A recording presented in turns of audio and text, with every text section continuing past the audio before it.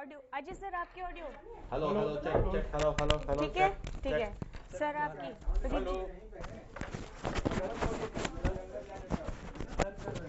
क्यों मुझसे तो पूछा उन्होंने। Hello hello hello check hello hello ठीक है प्रदीप जी आपकी हेलो। ठीक सर आपकी ऑडियो आवाज आ रही है भाई? चेयर बहुत ठीक ऊंचा है कर सर रखा है यार थैंक यू। कर लो थोड़ा पीछे। नहीं, ऊंचा कर रखा इनकी देख लो फिर। ये जाएगा कल आपके साथ। अच्छा ठीक है ठीक है भैया देख लेना नाम हाइट नहीं देख लो। पता मुझे। मैंने चेयर नीचा किया इसलिए। भाई तेरा नाम क्या है? कल इनके साथ जाना है आपने। अशोक सिंह, खतरनाक नाम है।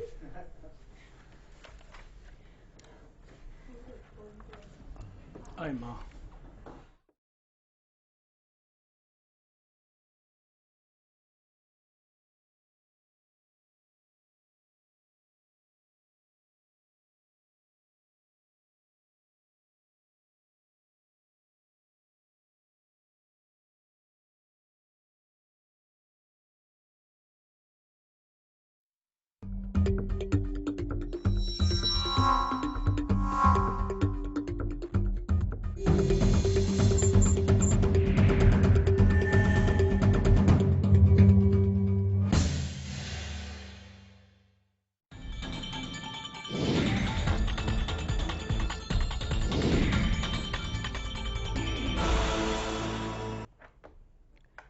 नमस्कार आप देख रहे हैं खोज इंडिया हरियाणा स्पेशल में हमारी खास पेशकश टिकट का हकदार मैं हूं आपके साथ मुमताज खान। हरियाणा विधानसभा चुनाव नजदीक आते जा रहे हैं और सूबे में आम से लेकर खास सभी लोगों पर चुनाव का खुमार सर चढ़कर बोलने लगा है और तमाम तरह की सियासी सरगर्मियां तेज होने लगी हैं।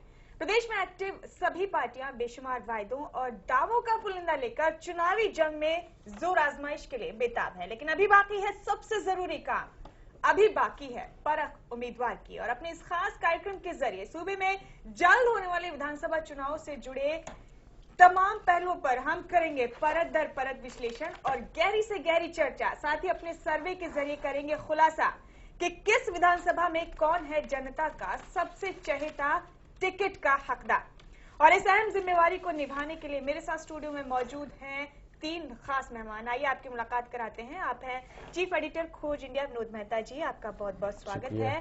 साथ ही मेरे साथ स्टूडियो में मौजूद हैं प्रदीप सौरभ जी और अजय झा साहब। आप दोनों राजनीतिक मामलों के जानकार हैं और परत दर परत विश्लेषण करने में हमारे साथ अहम भूमिका अदा करेंगे। आप दोनों का भी बहुत बहुत स्वागत है हमारे इस खास पेशकश। धन्यवाद मुमताज। तो अपने इस खास पेशकश की शुरुआत करेंगे, लेकिन सबसे पहले एक नजर डालेंगे अभी तक की सुर्खियों पर। एचएसजीपीसी ने हरियाणा के 5 गुरुद्वारों में संभाली सेवा। सुरक्षा के मद्देनजर भारी पुलिस बल तैनात। एचएसजीपीसी के सदस्य भी मौजूद। कॉमनवेल्थ गेम्स में बाजी मारने वाले सूबे के खिलाड़ियों पर हुई पैसों की बरसात। गोल्ड मेडल विजेता को मिले 1 करोड़। सोनीपत में 42 खिलाड़ियों को सीएम ने किया सम्मानित। विधानसभा चुनाव को लेकर ताबड़तोड़ रैलियों में जुटे सीएम हुड्डा। घोषणाओं और वायदों की लगा रहे हैं झड़ी। कई जगहों पर सभाओं को किया संबोधित। सीएम हुड्डा 10 साल के कार्यकाल का देंगे हिसाब किताब। 24 अगस्त को पानीपत में आयोजित प्रदेश रैली में जनता के सामने पेश करेंगे अपना रिपोर्ट कार्ड।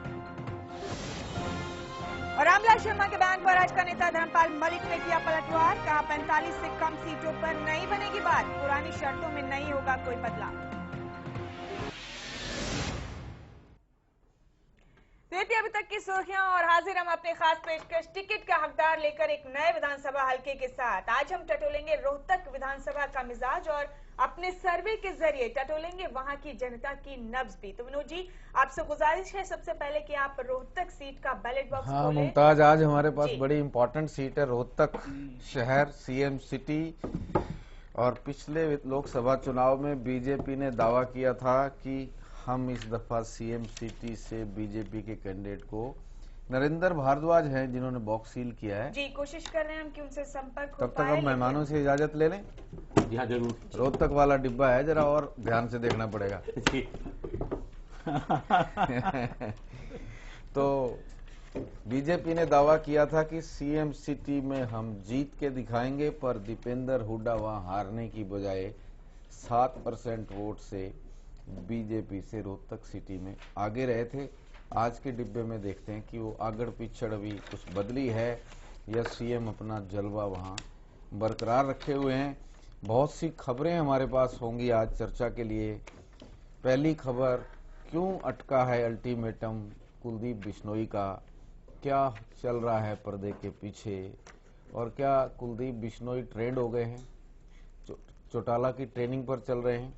क्योंकि जब चौटाला और बीजेपी में अलायंस को लेकर झगड़ा हुआ करता था तो चौटाला अपने कैंडिडेट घोषित कर दिया करते थे, बाद में बीजेपी उनको मनाया करती थी। कुलदीप ने भी कल पुंडरी में एक कैंडिडेट अनाउंस कर दिया, बलकार सिंह को। ये कहा बलकार सिंह को जिता दो मंत्री, मैं बनाऊंगा। लेकिन जब कुलदीप से पूछा गया कि ये सीट अगर बीजेपी के हक में आ गई तो उनके भाई देवीलाल बिश्नोई ने कहा कि हमने तो ये कहा था कि अगर हमारे हिस्से में आई तो बलकार हमारे उम्मीदवार होंगे। यानी पर्दे के पीछे कुछ और पर्दे के सामने कुछ और, कुछ पक रहा है। हम अपने मेहमानों से बातचीत करेंगे जरूर। दूसरी खबर, रोहतक से निकलकर सीएम क्यों जा रहे हैं पानीपत, 24 अगस्त को रैली पानीपत में क्यों। और तीसरी, डॉक्टर राम प्रकाश ने कहा कि बीरेंद्र सिंह के जाने से कांग्रेस को नुकसान नहीं, फायदा होगा। और भी जो नेता दोनों तरफ टांग फंसाए हुए हैं, कृपया वो चले जाएं, उनको जाने का किराया भी हम देंगे। कांग्रेस की बदली रणनीति पर चर्चा। और अभय सिंह चौटाला ने बीजेपी पर नहीं साधा निशाना, लेकिन नहीं माफ किया रामविलास को, बोला पैसे लेकर राजनीति करते हैं और जिस पार्टी में रहेंगे गर्त में जाएंगे। ये भी जानने की कोशिश करेंगे कि बीजेपी पर निशाना क्यों नहीं और रामविलास पर निशाना क्यों। मुमताज, तमाम चीजों पर चर्चा करेंगे और विश्लेषण भी करेंगे इन तमाम सियासी समीकरणों का। विनोद जी, इसी दरमियान नरेंद्र भारद्वाज जिन्होंने बैलेट बॉक्स सील किया था हमारे साथ फोन लाइन पर जुड़े हैं, आप उनसे चर्चा करना चाहेंगे? जी नरेंद्र जी नमस्कार। नमस्कार सर। नमस्कार। आपने ये जो वोटों वाला डिब्बा, इसमें अपना वोट भी डाला था? हाँ जी, डाला था सर। तो आपके वोट को अगर माने तो कौन सी पार्टी जीतनी चाहिए? बीजेपी जीतनी चाहिए सर। बीजेपी जीतनी चाहिए? हाँ जी, बीजेपी जीतनी चाहिए। बिल्कुल चाहिए सर। क्यों, क्या वजह है? सर बदलाव जरूरी है, क्योंकि कांग्रेस में ऐसे हैं कि बहुत भ्रष्टाचार हुआ है, काम कोई कुछ भी नहीं हुआ। कांग्रेस में भ्रष्टाचार ज्यादा हो गया है और जनता को बदलाव चाहिए। भारद्वाज जी, हाँ जी, अगर कांग्रेस चली जाती है, हाँ जी सर, अगर कांग्रेस की सरकार चली जाती है, जैसे आपने कहा कि बदलाव चाहिए, और अगर बदलाव हो जाता है, हाँ जी, आपको लगता है कि बीजेपी भ्रष्टाचार नहीं करेगी? भ्रष्टाचार सर हरे करेगी, लेकिन ये है कि कम होगा कुछ और बदलाव होगा तो कुछ ना कुछ तो काम होगा। मतलब थोक में नहीं होगा, रिटेल में होगा, जैसे यहाँ थोक में हो रहा है। आपका कहने का मतलब ये है कि होगा तो सही लेकिन थोड़ा कम होगा। हाँ जी। तो रोहतक में अगर लोग बदलाव चाहते हैं तो पिछले लोकसभा चुनाव में तो बीजेपी का कैंडिडेट रोहतक शहर से क्यों हार गया? कैंडिडेट के बारे में सर कुछ नहीं कह सकते, लेकिन कैंडिडेट अगर सीएम होगा तो रामविलास शर्मा हो सकते हैं। रामविलास शर्मा रोहतक से चुनाव लड़ सकते हैं? रोहतक से तो नहीं लड़ेंगे सर शायद। कहाँ से लड़ेंगे? रोहतक से तो कंवल सिंह सैनी लड़ सकते हैं जी, और प्रतिभा सुमन जी हैं। आपका रोहतक से प्रिय कैंडिडेट कौन है जिसको आप बहुत चाहते हैं? हाँ जी सर। आपका अपना प्रिय कैंडिडेट कौन है जिसको आप चाहते हैं रोहतक से? मैं सर कंवल सिंह सैनी के साथ हूँगा। कंवर सिंह सैनी को आप रोहतक से चुनाव लड़ाना चाहते हैं। नरेंद्र जी, हाँ जी। कहते हैं कि रोहतक में बहुत विकास हुआ है, सीएम पे बड़ा एलिगेशन है कि सारा काम रोहतक में ही किया है, और आप रोहतक से ही बदलाव चाह रहे हैं, ये कॉन्ट्राडिक्शन क्यों? सर काम किया है, पुल बना दिए, रोड बना दिए, पब्लिक का काम तो नहीं किया ना। आम पब्लिक का काम नहीं हुआ, पुल बने लेकिन आम पब्लिक का काम नहीं हुआ। हेलो। हाँ जी नरेंद्र जी, शुक्रिया हमसे बातचीत करने के लिए। जी, तो ये थे नरेंद्र भारद्वाज जिन्होंने बैलेट बॉक्स हमारा सील किया था। जाहिर है आज खंगालेंगे हम रोहतक के तमाम सियासी हालात और साथ ही जानेंगे अपने एक्सपर्ट से कि वहां के मौजूदा हालात और जातिगत समीकरण को देखते हुए वो क्या संभावनाएं देखते हैं चुनाव नजदीक आते आते। लेकिन पहले एक रिपोर्ट के जरिए जानते हैं रोहतक का इतिहास और भूगोल। कहने को तो हरियाणा की राजधानी चंडीगढ़ है, लेकिन राजनीतिक राजधानी रोहतक को माना जाता है। संविधान सभा में बतौर सदस्य रणबीर सिंह हुड्डा इसी जिले से आते हैं। रोहतक हमेशा बड़े राजनीतिक घटनाक्रमों का गवाह रहा है। ताऊ देवीलाल इसी रोहतक में लोकसभा का 3 बार चुनाव हारे। पूरे हरियाणा में जनसंघ और अब बीजेपी की पहली और एकमात्र सीट का खाता भी इसी रोहतक शहर में खुला था। हरियाणा के निर्माण के बाद सूबे के पहले मुख्यमंत्री पंडित भगवत दयाल शर्मा इसी जिले के थे। मौजूदा मुख्यमंत्री भूपेंद्र सिंह हुड्डा भी इसी रोहतक के हैं। रोहतक हरियाणा का एकमात्र ऐसा जिला है जिसकी सीमा किसी दूसरे राज्य से नहीं लगती।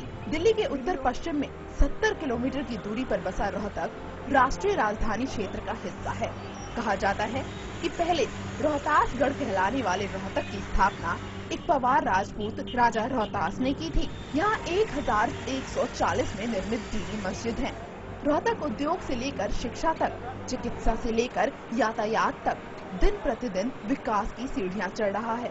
बात करें शिक्षा की तो रोहतक में स्थित महर्षि दयानंद विश्वविद्यालय शिक्षा में प्रदेश का एक अग्रणीय संस्थान है। रोहतक विधानसभा क्षेत्र रोहतक संसदीय सीट का हिस्सा है। ये हलका पंजाबी बहुल हलका है। यहाँ पंजाबी वोटरों की तादाद लगभग 30% है, जबकि जाट करीब 12% है। इसके अलावा मुस्लिम, ब्राह्मण और अनुसूचित जाति के लोग यहाँ रहते हैं। इस विधानसभा क्षेत्र में कुल मतदाताओं की संख्या 1,71,043 है, जिसमें पुरुष मतदाताओं की संख्या 89,642 है और महिला मतदाताओं की संख्या 81,401 है। वर्ष 2009 में हुए विधानसभा चुनाव में यहां से कांग्रेस के प्रत्याशी ने जीत हासिल की और वर्ष 2004 में हुए लोकसभा चुनाव में भी कांग्रेस का दबदबा बना रहा। आने वाले विधानसभा चुनाव में ये देखना रोचक होगा कि कांग्रेस का गढ़ माने जाने वाले रोहतक का विधानसभा क्षेत्र में इस बार जनादेश क्या होगा। ब्यूरो रिपोर्ट, खोज इंडिया। रोहतक विधानसभा क्षेत्र का इतिहास और भूगोल इस रिपोर्ट के जरिए जो हमने आपको दिखाया। अभी हम रुक करेंगे विनोद जी आपका और आपसे जानना चाहेंगे कि रोहतक विधानसभा से हमने किन उम्मीदवारों को शामिल किया है अपने सर्वे में। मतगणना जारी है, डिब्बा खुल चुका है और हम उन कैंडिडेट्स का नाम अनाउंस करेंगे जिनको हमने अपने बैलेट पेपर में शामिल किया है और ये नाम जनता की फीडबैक के आधार पर डाले जाते हैं। कई बार कोई उम्मीदवार नहीं भी लड़ना चाहता, लेकिन अगर पब्लिक उनका नाम बताती है कि ये अच्छा उम्मीदवार है इस पार्टी की तरफ से, अगर ये उम्मीदवार आए तो अच्छा होगा, हम उनका नाम पब्लिक की फीडबैक के आधार पे डाल देते हैं, क्योंकि हमारा ओपिनियन पोल जनता की भावनाओं के अनुरूप होता है। भारत भूषण बत्रा सिटिंग एमएलए हैं, आईएनसी की टिकट। इनका वजन पता चलेगा कितना काम किया है, कितना काम नहीं किया है, क्योंकि इनको मुख्यमंत्री ने पूरी ताकत बख्शी हुई थी। जिन 5-10 लोगों को काम करने की पूरी ताकत मिली हुई थी, उनमें से एक भारत भूषण बत्रा भी हैं। ये अलग बात है कि उन्होंने ताकत अपने लिए इस्तेमाल की या जनता के लिए की, वो डिब्बा बताएगा। मनमोहन गोयल पिछली बार भी कांग्रेस की टिकट के दावेदार थे, उनकी टिकट कट गई थी क्योंकि मुख्यमंत्री का बत्रा परिवार प्रेम मनमोहन गोयल की इच्छाओं पर भारी पड़ा था, लेकिन हमने उनका नाम डाला है। देखते हैं कि जनता उनके लिए क्या राय रखती है। गुलशन डांग, अशोक काका नए लोग हैं, दीपेंद्र के लिए काफी काम करते हैं, कई तरह के काम करते हैं, इसलिए इन दोनों का नाम भी हमने डाला है। मनीष ग्रोवर पुराने नेता हैं, पिछला चुनाव भी लड़े थे और जब जब बीजेपी कष्ट में होती है, रोहतक से लोग भागते हैं चुनाव लड़ने से, तब तब मनीष ग्रोवर जो बीजेपी का झंडा उठाते हैं और सीएम परिवार के खिलाफ यही चुनाव लड़ते हैं। तो देखते हैं आज जनता इनके साथ कितने दमखम के साथ खड़ी है। शिवराज मलिक बीजेपी, प्रतिभा सुमन बीजेपी, मार्कांडे आहूजा बीजेपी, योगेंद्र मल्होत्रा हरियाणा जनहित कांग्रेस। पिछले दिनों हमने देखा कि उन्होंने कहा था कि गठबंधन तो अब टूट चुका, ये तो सब इसकी औपचारिक घोषणा होनी बाकी है। शायद कुलदीप ने बीजेपी को डराने के लिए योगेंद्र नाथ मल्होत्रा जी का इस्तेमाल किया था, और अगर इस्तेमाल नहीं किया होता तो अब 48 या 72 घंटे बीत चुके हैं, अब तक अनाउंस कर चुके होते कि हम तो चले अकेले, पर लगता है अकेले चलने से डर लग रहा है दोनों पार्टियों को।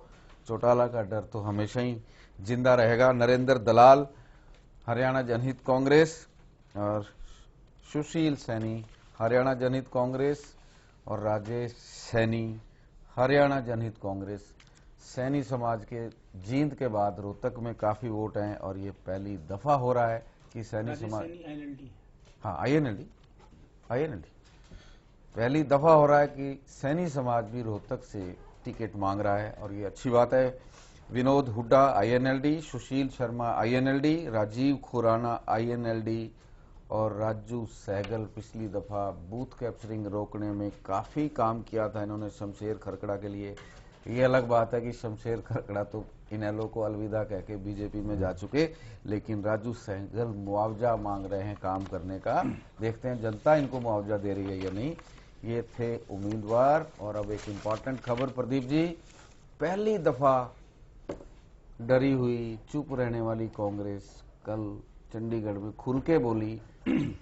मुख्यमंत्री के खासम खास पूर्व राज्यसभा सदस्य डॉक्टर राम प्रकाश ने कहा कि वीरेंद्र सिंह के कांग्रेस छोड़ने से कांग्रेस को नुकसान नहीं फायदा होगा। और जो और नेता भी दो टांगे फंसा के बैठे हैं कि सुबह कांग्रेस में शाम को बीजेपी की टिकट के लिए नेगोशिएशन कर रहे हैं, वो भी कृपया चले जाएं, उनको जाने का किराया भी हम देंगे। इतना बिंदास बयान। देखिए कब जाना है कांग्रेस में? विनोद जी, पहली बात तो एक ये मैं कहूँगा डिस्कशन अपार्ट कि ये बात हम लोगों ने अपने शो में डिस्कस की थी, शायद इसके नफे नुकसान के बारे में, और शायद उस सलाह को मान लिया गया है। खैर एनीवे, अब हम इस विषय पर चर्चा करते हैं कि डॉक्टर राम प्रकाश भूपेंद्र सिंह हुड्डा के बहुत नजदीकी हैं और सुलझे हुए आदमी, बिंदास खुल के बोलने वाले। जब पहली बार राज्यसभा का टिकट इनको मिला था तो मीडिया को भी कवर करने वाले लोगों को आश्चर्य हुआ था कि ये शख्स कौन है जी। उन दिनों हम भी हरियाणा में पत्रकारिता कर रहे थे। भजन लाल जब कांग्रेस अध्यक्ष थे तो इनको पैरेलल कार्यकारी अध्यक्ष बना के भजन लाल का सफाया करवाया गया था डॉक्टर राम प्रकाश के थ्रू, अगर आपको याद हो। बिल्कुल ये तब से हुड्डा के करीब आए क्योंकि इन्होंने भजन लाल की सफाई करने में महत्वपूर्ण भूमिका निभाई थी। करेक्ट। तो ये जो उनका बयान आया है, और ये देखिए इसमें कई बातें अंतर्निहित हैं कि जो सुबह इधर हैं शाम उधर हैं, वो भी अपना हिसाब किताब कर लें। उनका इशारा वो उस नेत्री के बारे में है जिनकी चर्चा आजकल अखबारों में हो रही है। चर्चा और कार्टून भी छप रहे हैं और वो कैबिनेट में भी हैं हुड्डा जी के, तो उन पर भी ये हमला है। और ये सही है कि जब आप पार्टी में रहकर क्या कहते हैं विरोध करते हैं तो उसको लिखने में, उसको प्रेजेंट करने में मीडिया में दूसरा मजा आता है। और पब्लिक भी कहती है कि कांग्रेस के तो खुद ही कांग्रेस पे आरोप लगा रहे हैं, तो हम कह रहे हैं तो क्या है। और जब विपक्ष में रहने वाली पार्टियां चाहे कोई भी हो वो बोलती हैं तो वो तो छोटा सा व्यू अजय झा की तरफ से। जी अजय जी, इतनी देरी से कांग्रेस क्यों खुली? मुझे तो इस पर अभी तक आश्चर्य हो रहा है कि कांग्रेस का आला कमान अभी तक चुप क्यों बैठी हुई है। अभी तक चौधरी वीरेंद्र सिंह को सस्पेंड क्यों नहीं किया? अगर एक्सपल्सन दूर की बात है, सस्पेंड क्यों नहीं किया? किस दिन का वो इंतजार कर रहे हैं? क्या वो और पुरान जितना उनको कांग्रेस को मतलब ध्वंस करना है अंदर बैठकर वो कर लें? किस चीज का इंतजार करिए, मुझे समझ में अभी तक नहीं आ रहा है। एक राज्यसभा का सिर्फ मेंबरशिप बहुत नहीं है कि अगर उसको सस्पेंड कर देंगे तो राज्यसभा के मेंबर रह जाएंगे, इस टाइप की बात है। मतलब एक्सपेल कर देंगे तो आखिर राज्यसभा मेंबरशिप नहीं है, कांग्रेस पार्टी की बात है। यहाँ पर आप यहाँ पर कहीं पर लग रहा है कि आप इनडिसिप्लिन को बढ़ावा दे रहे हैं क्योंकि आप टॉलरेट कर रहे हैं। यही आपने किया था राव इंजीत के साथ भी, बहुत दिन तक आप टॉलरेट करते रहे, ओपनली खिलाफ बोलते रहे। पिछले 2-3 साल से हम देख हरियाणा में तो। लेकिन अगर मोदी होते जी, मतलब उसी भूमिका में जी, उनका एक्शन क्या होता? आपने बीजेपी में देखा, जब भी एक्शन लेना है, चाहे उनके सेंट्रल लीडर्स हैं, बड़े बड़े नेता हैं। एक नेता तो आज अभी हॉस्पिटल में है, पता नहीं जिंदा रहेंगे या नहीं, आईसीयू में है, जसवंत सिंह। जब एक्शन लेना था लिया, इमीडिएटली एक्शन लिया। तो बीजेपी में एक्शन लेने तो नहीं था अजय जी, उसमें भी बड़ा जो भी मतलब बीजेपी में एक्शन लेने में वो तो शिमला बैठक में था जहाँ पर ये फैसला हुआ था, वो चंडीगढ़ तक आए। और अभी आपके पास भी आता है, पुरानी कहावत है चढ़ती को सलाम। आजकल मोदी की चढ़ी हुई है तो सब सलाम करते हैं। फिलहाल बताओ, वीरेंद्र सिंह के जाने से राम प्रकाश का स्टेटमेंट कि कांग्रेस को फायदा होगा, क्या फायदा होगा? देखिए एक चीज मैं कहना चाहूंगा, जो अजय जी ने कहा कि इंतजार क्यों हो रहा है। इंतजार इसलिए हो रहा है कि अगर आप नैतिकता की बात करते हो, वीरेंद्र सिंह के लिए मैं कह रहा हूं, तो आपको इस्तीफा देकर चले जाना चाहिए। आप आखिर उस सत्ता सुख को क्यों लगातार भोगना चाहते हैं? आप क्या मिसाल पेश करना चाहते हैं लोगों के सामने? रैली अमित शाह की और मेमोरी कांग्रेस की का। और ये इससे जाहिर है कि आप सत्ता लोलुप आदमी हैं, और वहां भी जो जा रहे हैं आप सत्ता के लिए ही जा रहे हैं, नहीं वरना कांग्रेस ने ऐसा क्या है जो उनको नहीं दिया? नहीं तो राव इंजीत सिर्फ ने भी मंत्री यही तो किया नहीं था। बनाया, प्रदीप मंत्री जी, हाँ राव इंजीत ने भी यही किया था कि आखिरी समय तक उन्होंने खुद इस्तीफा नहीं दिया क्योंकि लोकसभा की सदस्यता उनकी चली जाती, वो भी आखिरी दिन तक लोकसभा की सदस्यता को तो ये enjoy करना नहीं चाहते नहीं तो थे। इसको क्या कहते हैं कि एक आदर्श मान लिया जाए? नहीं तो एक परंपरा बन गई है लगता नहीं है। नहीं परंपरा नहीं, ये तो सत्ता लोलुपता है कि हम राज के लालच में, राज के कोठी- लालच में भी कोठी- गाली भी बकेंगे और माल भी और रहेंगे भी काटेंगे। थारी कोठी में। तो ये कोई बात नहीं क्योंकि होती। कोठी भी और खाली हो जाती है राजनीति ना, एक अगर ऐसी आपकी चीज नहीं, मेंबरशिप देखिए खत्म अजय हो। जी, क्यों राजनीति होता है? जी जरूर। राजनीति एक मुमताज ऐसी चीज है कि जिसमें अगर आप एक आदर्श प्रस्तुत करने की क्षमता नहीं रखते हैं, सिर्फ सत्ता के लिए आप अपना पूरा जन्म न्यौछावर कर देते बड़ी हैं। बहस है अब और- राजनीति आदर्श रही या व्यवसाय। नहीं नहीं इस पे हम नहीं बात कभी- इस पे नहीं, फिर मैं कभी आपको एक करते हैं। उदाहरण दे दूं, बहुत इंटरेस्टिंग उदाहरण है कि लोकसभा पार्लियामेंट परिसर के अंदर आज भी एक जगह है जी, जहां सेंट्रल पर हॉल। नहीं सर जी। जी, जहां एक स्पेस है वहां लिखा है सांसदों के साइकिल खड़े करने का स्टैंड। तो आप समझ लीजिए, मैंने प्रतापगढ़ के सांसद को, किंकर को, तमाम सांसदों को साइकिल से आते हुए देखा है और वहां क्या कहते हैं कि गाड़ी अब तो लगा सर के। मुकाबला ये तो होता आज है भी कि वो स्मृति तेरे के तौर पास पर ही Audi तो समझिए। मेरे पास मर्सिडीज। हाँ तो अब तो वो कार शो है। अब तो आप पार्लियामेंट में जब सांसद उतरते हैं तो वो लगता है कि यहाँ पर कोई कार शो चल रहा है, लेकिन मैं ये बता रहा हूँ कि ऐसा नहीं है, कि इस राजनीति में ये भी रहा है। चलिए, साइकिल स्टैंड का क्या होगा और हज का भाजपा का हरियाणा में क्या होगा, इस पे चर्चा करते रहेंगे। लेकिन एक राउंड मेरे पास आ गया मुमताज, बेशक राउंड अनाउंस कर दें। जी, हमारे दर्शक इंतजार कर रहे हैं नतीजों का।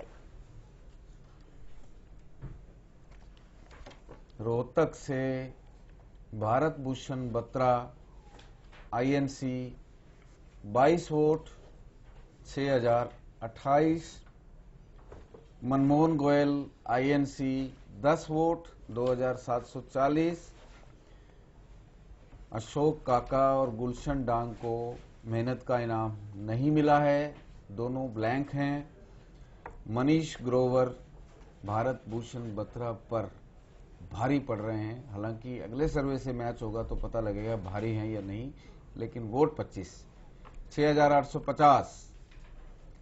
शिवराज मलिक बीजेपी 3, प्रतिभा सुमन बीजेपी 10 और मार्कंडे आहूजा बीजेपी 3। योगेंद्र नाथ मल्होत्रा भी खाली नहीं है, अगर कुलदीप के लिए बोल रहे हैं तो तेल भी है दिए में। 7 वोट 1918 और नरेंद्र दलाल 3 822, सुशील सैनी 3 822। रोहतक वाले अच्छे लोग हैं, सबको वोट दे रहे हैं। कल तो कई जगह पे 0 आ गया था, हमें बड़ी परेशानी हो रही थी 0 बोलते हुए। यहाँ भी 2 आज लोग है हैं। लेकिन उतना नहीं है, नहीं अभी तीसरा कल तो भी है। बौछार थी। राजेश सैनी INLD 5, 0 का नाम लिया तो विनोद हुड्डा साहब को, मेरे हम नाम है, 0 मिल गया। सुशील शर्मा INLD 2, राजीव खुराना INLD 2, राजू सैगल 5 और अदर्स 0। पहला राउंड और सवाल अल्टीमेटम का। कुलदीप बिश्नोई के अल्टीमेटम को खत्म हुए 48 घंटे हो गए, पूरा हुए तो 48 घंटे हो गए, खत्म हुए भी 48 घंटे हो गए। क्या लग रहा है प्रदीप जी, क्या गेम चल रहा है पर्दे के पीछे? पर्दे के पीछे गेम अभी भी यथास्थिति है, स्टेटस को है। दोनों ही नहीं चाहते हैं कि ये गठबंधन टूटे, लेकिन दोनों ही झुकना नहीं चाहते। दोनों ही झुकना नहीं चाहते और पेच एक ही जगह फंसा है, मुख्यमंत्री का इसका दावेदार मतलब पर। ये हुआ कि दोनों ही मैदान से डरे हुए हैं, आत्मविश्वास नहीं है, लेकिन डरे हुए अब खुद एक दूसरे को डरा रहे हैं। वही है कि आप थोड़ा झुक जाओ, थोड़ा आप झुक जाओ। अजय जी, ठीक वही चल रही है, मतलब इसको अगर कहें तो बिल्कुल वो जैसे मोल जोल चल रहा है, मोल जोल ही नहीं चल रहा है, एक दूसरे को नाप तौल भी रहे हैं कि किसमें कितना दम है, किसमें कितना तेल लेकिन है। अकेले जाते हुए सांस भी फूल रही जी है। हाँ, तो बिल्कुल हैं? वही आगे process हरी चल रहा पगड़ी है। नजर आ रही है। जी हाँ, हैं? तो ओम प्रकाश चौटाला का खतरा नजर आ रहा है। ऑफ कोर्स लग रहा है, और दोनों को अच्छी तरह पता है कि अगर अकेले चले, अलग अलग चले तो नुकसान बहुत ज्यादा है। देखिए, साथ में मेरा उसका फायदा कम मेरा है। एक सिंपल कैलकुलेशन है, अगर इस पे आपकी असहमति हो तो बताइएगा। अब तक अगर इंडियन नेशनल लोकदल को स्टडी करें तो उनका वोट बैंक 23% ऑलमोस्ट फिक्स है, वेरी करता है, कभी 26, 27, 28। डिलिमिटेशन भी उनके पक्ष में है, जिस तरह से उन्होंने डिजाइन करवाया विधानसभा सीटों को। अगर मेरे से एक एक सीट पूछो तो मैं बता दूंगा कि कैसे डिजाइन उनकी फेवर में है। अगर ओम प्रकाश चौटाला के खिलाफ हजका अलग, भाजपा अलग और कांग्रेस अलग, तो बंटवारा चौटाला की पार्टी का वर्कर फिक्स है, वोट फिक्स है, 1-2% का वेरिएशन है। उसके खिलाफ बंटवारा 3 जगह होता है। तो जहां भी एक पार्टी सामने वाली 3 में से 10% से ज्यादा ले जाएगी तो ओम प्रकाश चौटाला बाई डिफॉल्ट जीतते हैं। और अगर ये गठबंधन होता है तो बंटवारा कम हो जाता है, फिर उनके खिलाफ 2 जगह बंटवारा होता है, कांग्रेस और गठबंधन वर्सेज ओम प्रकाश, वहां वो नुकसान में रहते हैं। आप इस बात से सहमत है कि बंटवारे का फायदा ओम प्रकाश चौटाला को मिलेगा? बिल्कुल बिल्कुल सही बात है। एट द सेम टाइम एक दूसरा सवाल भी है, एक कांग्रेस पार्टी का वोट जो है एंटी इनकम्बेंसी वोट, उसका ही बंटवारा होता है जी, वो भी इन लो भाजपा गठबंधन या अलग अलग उधर भी बंटवारा होगा, तो 2 तरफा बंटवारे की बात चल तो ये 3 तरफा बंटवारा हो जाए तो चौटाला की लॉटरी आती है। बिल्कुल। और इसी 3 तरफा बंटवारा से शायद बीजेपी और हजका डर रहे। प्रदीप जी क्या राय आप? तो आपने सवाल भी किया और जवाब भी दे दिया कि वो नहीं, डर आपकी मेरा ऑब्जर्वेशन है, आपका उस पर विरोध हो सकता है, प्रोटेस्ट हो सकता है। प्रोटेस्ट इसलिए नहीं हो रहा था कि जब आप बोल रहे थे उससे पहले मेरे मुंह से निकला कि डर गए डर तो गए। ये बंटवारा हमेशा भी जब बहुत सारे कैंडिडेट्स होते हैं तो बंटवारा होता है। लेकिन एक आंकड़ा बड़ा मैं दिलचस्प मैंने ये सामने मेरे रखा हुआ है कि इस सीट को लेके क्या करैक्टर है, कि मोदी लहर में इस सीट के अंदर क्या क्या हुआ। ये बड़ा इंटरेस्टिंग आंकड़ा है। और ये जो आप डिवीजन की बात कर रहे हैं, वोट डिवीजन की बात कर रहे हैं, वोट बढ़ने की बात कर रहे हैं और डिवीजन में आईएनएलडी के फायदे की बात कर रहे हैं, उसके लिए बड़ा इंटरेस्टिंग, खासकर रोहतक सीट के लिए, कि रोहतक सीट में जब 2009 के लोकसभा चुनाव हुए, ओम प्रकाश धनखड़ जो स्वयं जाट नेता हैं, अखिल भारतीय किसान संघ के किसान मोर्चे के राष्ट्रीय अध्यक्ष भी रहे हैं भारतीय जनता पार्टी के, उस दौर में जो वोट बढ़े हैं वो बड़ा इंटरेस्टिंग शो कर रहे हैं कि ओम प्रकाश चौटाला की पार्टी को सिर्फ 0.5% के लगभग वोट बढ़े हैं और भारतीय 5.7 शमशेर सिंह खरकड़ा। नहीं, मैं उसको माइनस करके चल रहा हूं ना। किसको? विधानसभा को आप देखेंगे तो 4.64। अच्छा, 2009। हाँ, तो मतलब मैं बता रहा हूं कि लहर के समय इस सीट के अंदर किसको कितने % वोट प्लस हुआ, तो इनका 0.5% के आसपास आ रहा है और बीजेपी का उस लहर में क्या कहते हैं मात्र 5% हो रहा है। और इसमें जो सबसे दिलचस्प बात है जिसके कारण मैं ये आंकड़ा आपके सामने रख रहा हूं कि बसपा को पूरे 6% का फायदा हो रहा है बिना किसी लहर के, बिना किसी आधार पे। ये एक महत्वपूर्ण आंकड़ा है। 0.5 आईएनएलडी, 5% नरेंद्र मोदी और 6% बीएसपी। तो ये लहर इस सीट पे मैं ये कहना चाहता हूं कि मोदी की लहर इस सीट के अंदर नजर नहीं आई थी और उसका असर अगर होता तो कम से कम बसपा 1% ज्यादा वोट नहीं लेती। चलिए प्रदीप जी, रोहतक बसपा या में दीपेंद्र हुड्डा की लहर थी, 1% मोदी की लहर चली तो सही पर पार नहीं पड़ी। जी हाँ, और इसी तरह के तमाम मुद्दे और भी हैं जिन पर हमारी खास चर्चा जारी रहेगी और साथ ही साथ विश्लेषण भी करते रहेंगे हमारे एक्सपर्ट्स यहाँ पर जो मौजूद हैं। लेकिन एक छोटे से ब्रेक का वक्त हो गया, यहाँ पर ब्रेक से लौटेंगे तो अगले राउंड्स के नतीजे भी आपको बताएंगे, साथ ही अपनी इस अहम चर्चा को भी जारी रखेंगे। छोटा सा ब्रेक, जल्द लौट रहे हैं।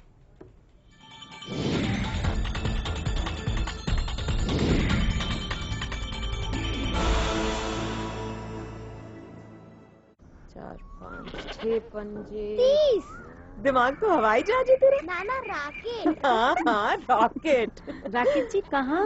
अम्मा खेत में आई है। जा रख ले। मुन्नी बीमार जो होने वाली है। बीमार? खुले में शौच करेगी, उस पे मंडराएंगी मक्खियाँ, फिर वही मक्खियाँ तेरे बनाए खाने पर बैठ उसे दूषित करेंगी और मुन्नी को बीमार। घर में शौचालय बनवा और इस्तेमाल कर। निर्मल भारत अभियान। जहाँ सोच वहाँ शौचालय।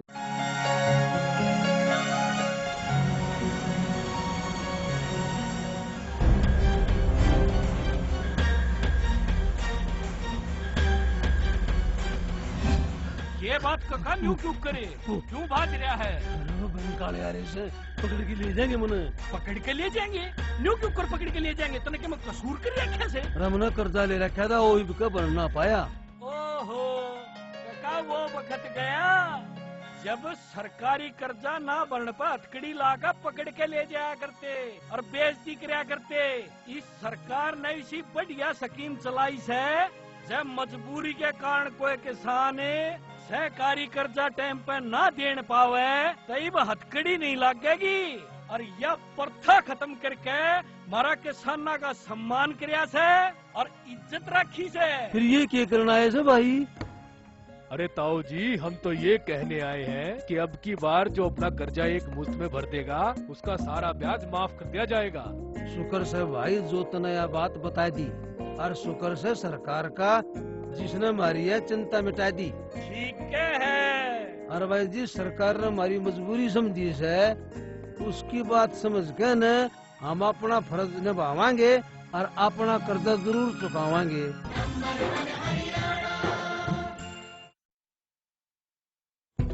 मेरा बार बार सर्वे करने का मकसद है राजनीति में नए लोगों को आगे लाना, ऐसे लोगों को आगे लाना जो अपनी चौधर की राजनीति नहीं करें बल्कि जनता की चौधर के लिए राजनीति करें।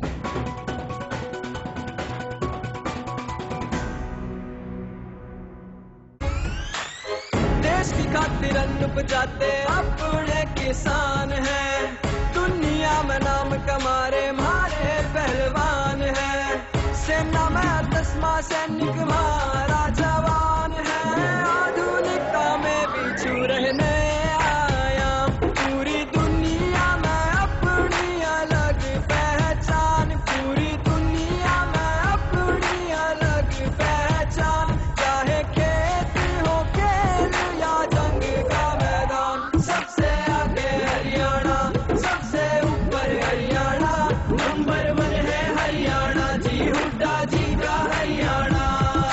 हुड्डा साहब ने करे प्रयास, नेक नियत से किया विकास, प्रति व्यक्ति आय बढ़ा के बना दिया हरियाणा का, सबसे कम बिजली के दाम, फसलों के भी बड़े हैं दाम, सबसे ज्यादा पेंशन देके बुजुर्गों का बढ़ाया मान, मनरेगा में रेट है हाई, गरीब बच्चों की मुफ्त पढ़ाई, नई नई यूनिवर्सिटी लाकर शिक्षा की भी ज्योत जलाई, सबसे ज्यादा निवेश यहाँ, आधुनिकता की रेस यहाँ, पदक लाओ पद पाओ की नीति, बने खिलाड़ियों के नाम यहाँ, ऐसे ही विकास कराना है, आगे ही बढ़ते जाना है, पूरे देश में सबसे आगे मेरा नंबर 1 हरियाणा है, पूरी दुनिया में अपनी अलग पहचान, चाहे खेत हो खेल या जंग का मैदान, सबसे आगे हरियाणा, सबसे ऊपर हरियाणा, नंबर 1 है हरियाणा जी, हुड्डा जी का हरियाणा, सबसे आगे हरियाणा, सबसे ऊपर हरियाणा, नंबर 1 है हरियाणा जी, हुड्डा जी का हरियाणा।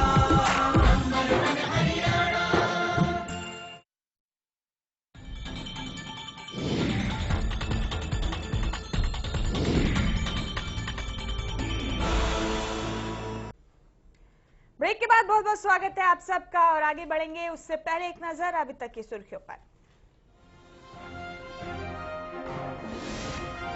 एचएसजीपीसी ने हरियाणा के 5 गुरुद्वारों में संभाली सेवा, सुरक्षा के मद्देनजर भारी पुलिस बल तैनात, एचएसजीपीसी के सदस्य भी मौजूद।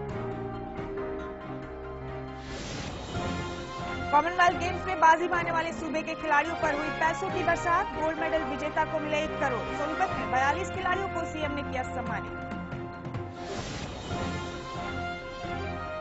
विधानसभा चुनाव को लेकर ताबड़तोड़ रैलियों में जुटे सीएम हुड्डा, घोषणाओं और वायदों की लगा रहे हैं झड़ी, कई जगहों पर सभाओं को किया संबोधित। सीएम हुड्डा 10 साल के कार्यकाल का देंगे हिसाब किताब, 24 अगस्त को पानीपत में आयोजित प्रदेश रैली में जनता के सामने पेश करेंगे अपना रिपोर्ट कार्ड। और रामलाल शर्मा के बयान पर भाजपा नेता धर्मपाल मलिक ने किया पलटवार, कहा 45 से कम सीटों पर नहीं बनेगी बात, पुरानी शर्तों में नहीं होगा कोई बदलाव। तो ये थी अभी तक की सुर्खियां और हमारी चर्चा आगे बढ़े उससे पहले आइए जानते हैं कौन है मुख्यमंत्री बनने के लिए हरियाणा की जनता की पसंद। लेकिन ये पसंद अभी 19 विधानसभा क्षेत्रों के हिसाब से है, आगे सब बदल भी सकता है और हर बार इस प्रोग्राम की कड़ी में ये विधानसभा क्षेत्र बढ़ते जाएंगे। आइए जाने अभी तक कौन है पसंदीदा मुख्यमंत्री। कौन होगा हरियाणा का सरताज, किसे चाहती है सूबे की जनता। खोज इंडिया के सर्वे में सीएम उम्मीदवार का रिपोर्ट कार्ड। खोज इंडिया हरियाणा स्पेशल अब तक 19 सीटों पर सर्वे कर चुका है और जनता से उसके पसंदीदा मुख्यमंत्री के दावेदार के बारे में राय भी ले चुका है। अब तक के नतीजों के हिसाब से सीएम उम्मीदवार के रिपोर्ट कार्ड पर नजर डाली जाए तो हमारे सर्वे के अनुसार मौजूदा सीएम भूपेंद्र सिंह हुड्डा और ओम प्रकाश चौटाला के बीच कांटे की टक्कर चल रही है। 19 सीटों की बात करें तो चौटाला सीएम से आगे हैं। ओम प्रकाश चौटाला 7,82,829 वोटों के साथ पहले स्थान पर बरकरार हैं, जबकि सीएम हुड्डा 6,95,276 वोटों के साथ दूसरे स्थान पर हैं। इसके बाद बात करें राव इंद्रजीत की तो वो 2,82,430 वोटों के साथ अभी भी तीसरे नंबर पर अटके हुए हैं और 1,48,218 वोटों के साथ कुलदीप बिश्नोई चौथे नंबर पर बने हुए हैं। बात अगर बीजेपी के प्रदेश अध्यक्ष रामविलास शर्मा की करें तो वो 89,182 वोटों के साथ पांचवें यानी आखिरी पायदान से हिलने का नाम नहीं ले रहे। सर्वे टीम खोज इंडिया हरियाणा स्पेशल। तो हमारे सर्वे के 19 हलकों के लोगों की पसंद है ये जो रिपोर्ट हमने आपको दिखाई, किस शख्स को कितने वोट दे रहे हैं लोग मुख्यमंत्री के पसंदीदा उम्मीदवार के तौर पर। इसी दरमियान विनोद जी तैयार हैं दूसरे राउंड के नतीजों के साथ। चलिए रुक करते हैं विनोद जी का। मुमताज, दूसरा राउंड भी कांग्रेस और बीजेपी के बीच कुछ मस्त होने का इशारा कर रहा है। Bharat Bhushan Batra INC 21 vote 5,754, Manmohan Goyal INC 16 vote 4,384, गुलशन डांग का खाता खुला है अच्छे से 8 वोट 2,192 और अशोक काका आईएनसी 2 548। मनीष ग्रोवर को भारत भूषण बत्रा ने इस बार पीछे छोड़ दिया है 17 वोट 4,658। शिवराज मलिक बीजेपी 822, प्रतिभा सुमन बीजेपी 3 वोट 822 वोट वैल्यू, प्रतिभा सुमन बीजेपी 5 1370 और मार्कंडे आहूजा 1 वोट 274 74।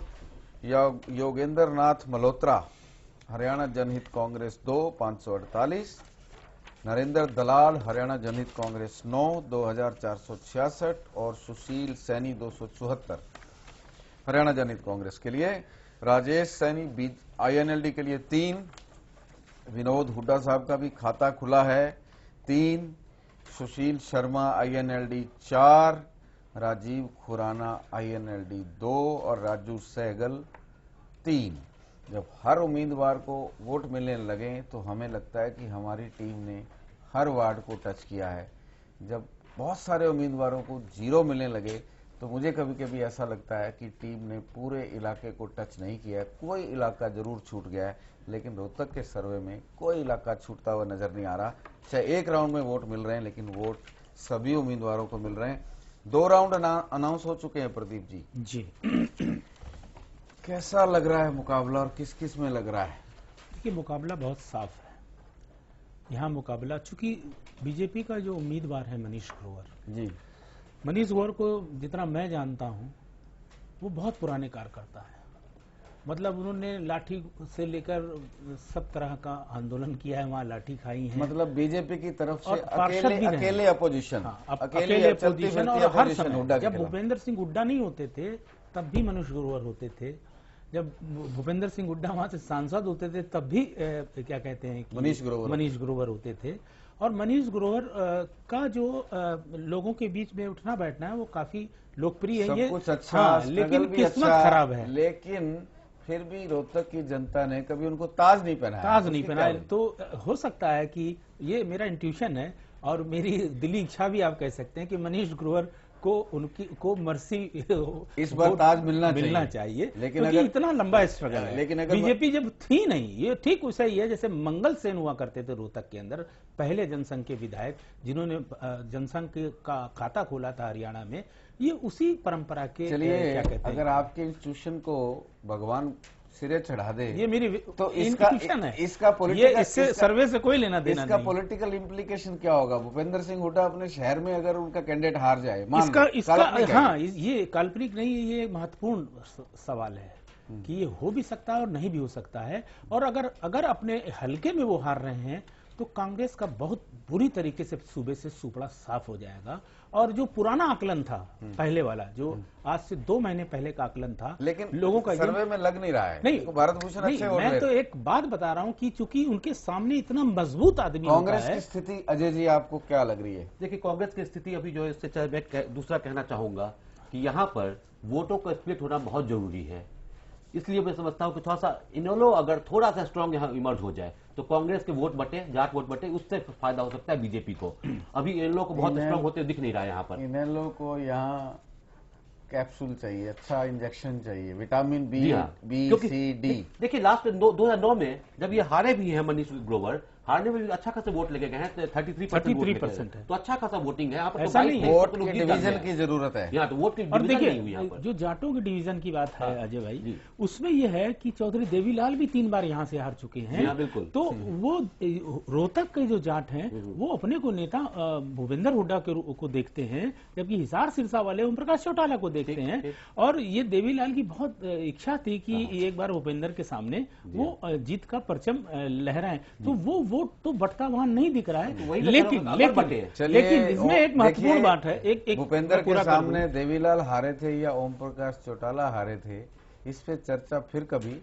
देवीलाल को रोहतक ने कभी रिजेक्ट नहीं किया। ओम प्रकाश चौटाला के खिलाफ रोहतक शहर जो है वो किन्हीं कारणों से चौटाला के खिलाफ जाता था, उसका नुकसान देवीलाल को होता था। चाहे जो कहिए वो, आप चाहे जो कहिए, लेकिन फिर वही इस डेमोक्रेसी में अंक गणित का महत्व होता है। और उस अंक गणित के तहत तो ये जो इतिहास में दर्ज है, जो हम लोग जीवित रहे न रहे, जो हमारी पीढ़ियां होंगी, लेकिन अगर इस बार अजय जी की भावनाओं पे फूल चढ़ जाए, इनेलो वहां मजबूत हो जाए, तो ग्रोवर का रास्ता साफ हो जाएगा। विनोद जी, मैं दूसरी बात कहना चाहता हूँ, यहाँ पर जो डोमिनेट करते हैं वो पंजाबी रिफ्यूजी डोमिनेट करते हैं। बत्रा भी उसी समुदाय से आते हैं और ग्रोवर भी आते हैं। चूंकि इस बार मंगल सेन को अगर हम इतिहास को याद करें तो मंगल सेन भी रिफ्यूजी थे और उनको इंटैक्ट वोट मिलता था। और आप देखो सुभाष बत्रा, शादीलाल बत्रा, और चलिए तीसरा राउंड अगर ये रिफ्यूजी वोट तीसरा वैलिडेट होता है तो वो जीतेंगे। तीसरा राउंड आ गया है और उसको भी देख लेते हैं, अनाउंस कर देते हैं, उसके बाद इसका विश्लेषण और बेटर तरीके से हो सकेगा। Bharat Bhushan Batra INC 23 vote 6302, Manmohan Goyal INC 12 vote 3288, गुलशन डांग आईएनसी 5 वोट 1370, अशोक काका INC 4 vote 1096, Manish Grover BJP 20 vote. अभी थोड़ा सा हुड्डा जी का प्रभाव है, इसलिए मनीष ग्रोवर बत्रा को तोड़ नहीं पा रहे हैं। 5480, शिवराज मलिक बीजेपी 5 1370, प्रतिभा सुमन इस बार कोई वोट नहीं, 2 राउंड में अच्छे वोट लिए, इस बार कोई वोट नहीं। मारकांडे आहूजा बीजेपी 2, योगेंद्र नाथ मल्होत्रा हजका का ट्रैक्टर बचाए हुए हैं 3 वोट 822, और नरेंद्र दलाल 5 1370, सुशील सैनी 822, ये भी हजका के कैंडिडेट हैं 3 वोट।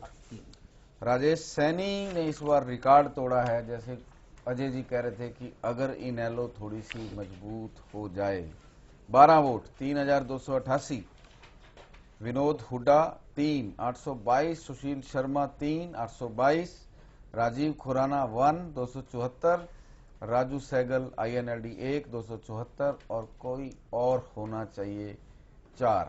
विनोद जी, जी मनीष ग्रोवर फोन लाइन पर है, बीजेपी नेता जिनकी आप लगातार चर्चा कर रहे थे, उनसे जरा बात कर लेते हैं। जी ग्रोवर साहब नमस्कार, बहुत बहुत स्वागत है आपका।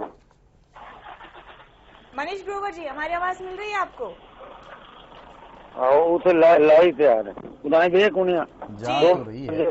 नहीं चालू कर रहा है ना उधर, तो शायद वो कहीं बिजनेस भी करते हैं, उसमें व्यस्त हैं, साथ साथ ग्राहक भी अटेंड कर रहे होंगे, ऐसी आवाज आ रही है। मनीष जी से बात नहीं हो पा रही, एक बार पीसीआर से रिक्वेस्ट करेंगे।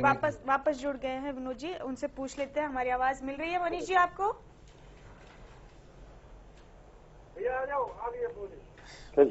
मनीष ग्रोवर जी, हमारी आवाज मिल रही है, आप सुन पा रहे हैं हमें? तो कितनी बार आगे दे रहे हैं जी?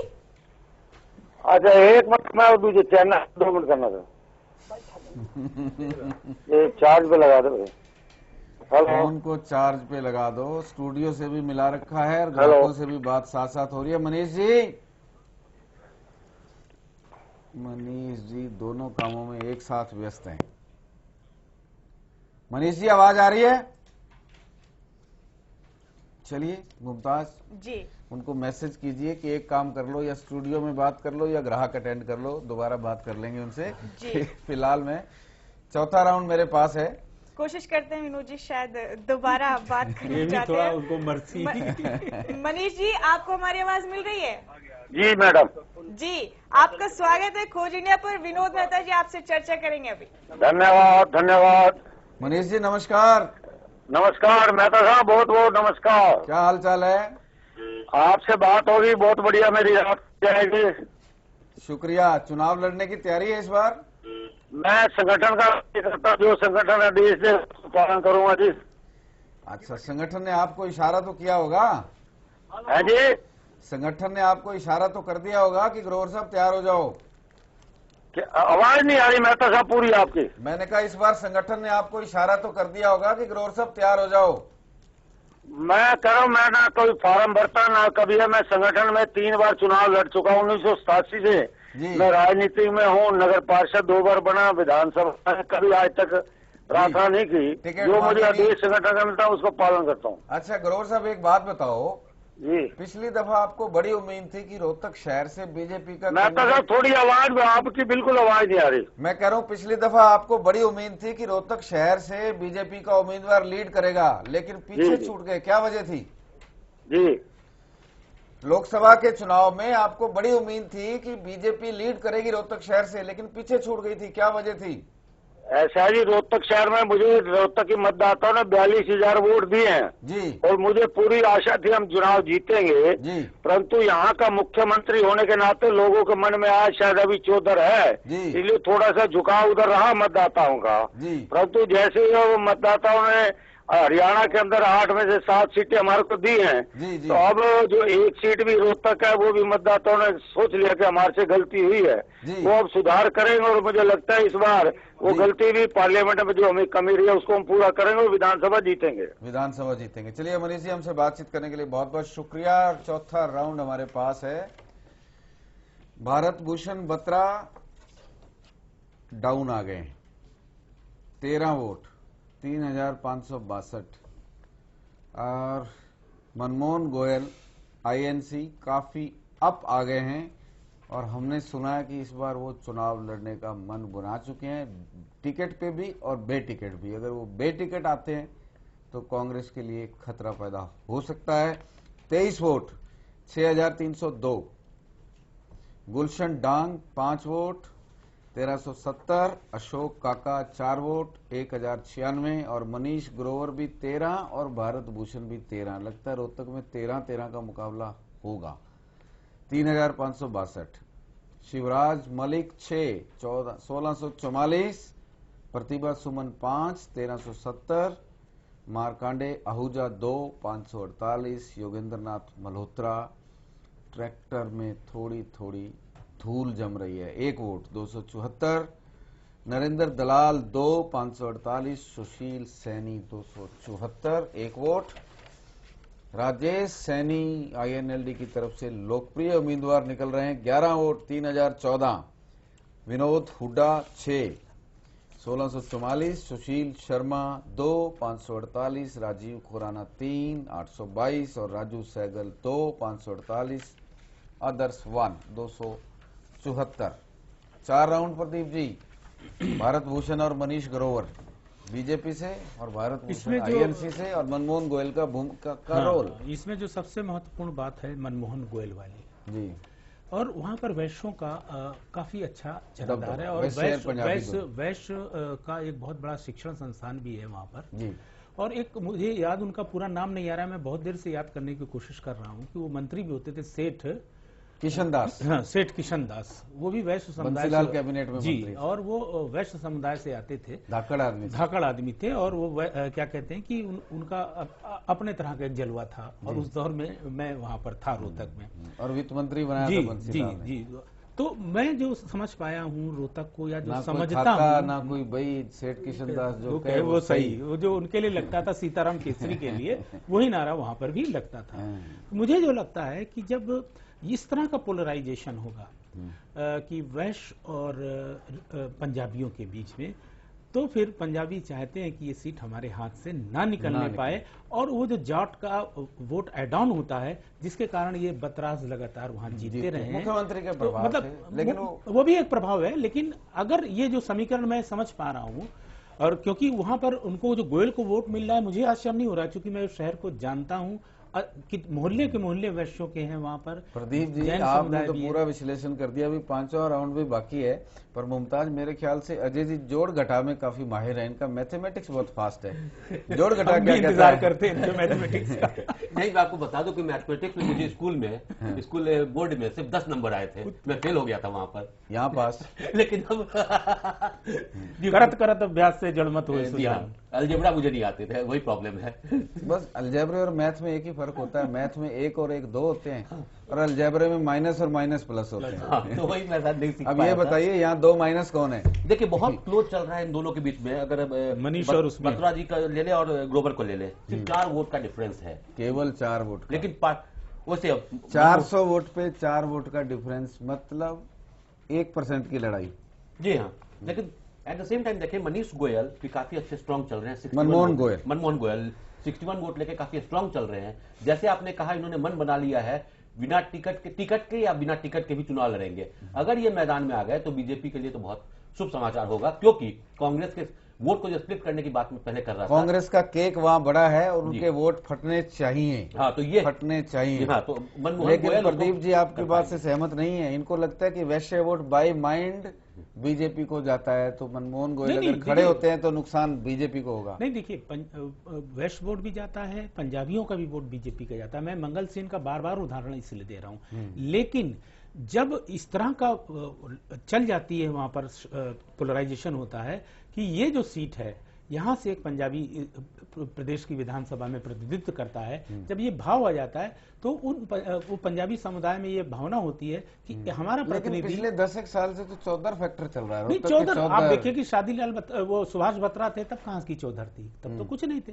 सुभाष बत्रा तो संसदीय नहीं, मुख्यमंत्री का सवाल वहां से अब मुख्यमंत्री पैदा लेकिन हमारा ये कहना है कि पहले जो सुभाष बत्रा थे वो कांग्रेस से थे, तब भूपेंद्र सिंह हुड्डा की चौधर नहीं थी, और भूपेंद्र सिंह हुड्डा के खिलाफ थे, और श्री किशन हुड्डा जो मंत्री हुआ करते थे वो भी भूपेंद्र सिंह हुड्डा के खिलाफ थे। वैसे ये मुख्यमंत्री की वजह से जीतते हैं, अदरवाइज ये जो मैं जानता हूं, बतराज को कारपोरेट पंजाबी माना जाता है, यानी रिच, और गरीब पंजाबी हमेशा बतराज के खिलाफ पड़ता है, बशर्ते गरीब पंजाबी का भी कोई कैंडिडेट सामने हो तो बतराज को नुकसान होता है। पूरे हरियाणा में बतराज जो है वो अमीर पंजाबियों में उनकी निश्चित तौर उनकी गिनती होती है, और गरीब पंजाबी उनके कलिंगा होटल ये सब तो उनके खिलाफ जाता है।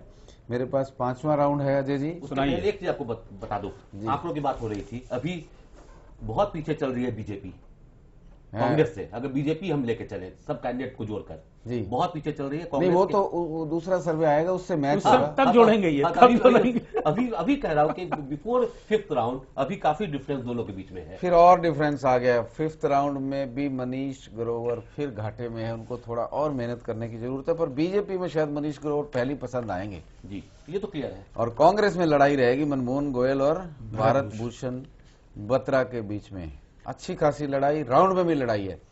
भारत भूषण बत्रा 22 और Manmohan Goyal 21।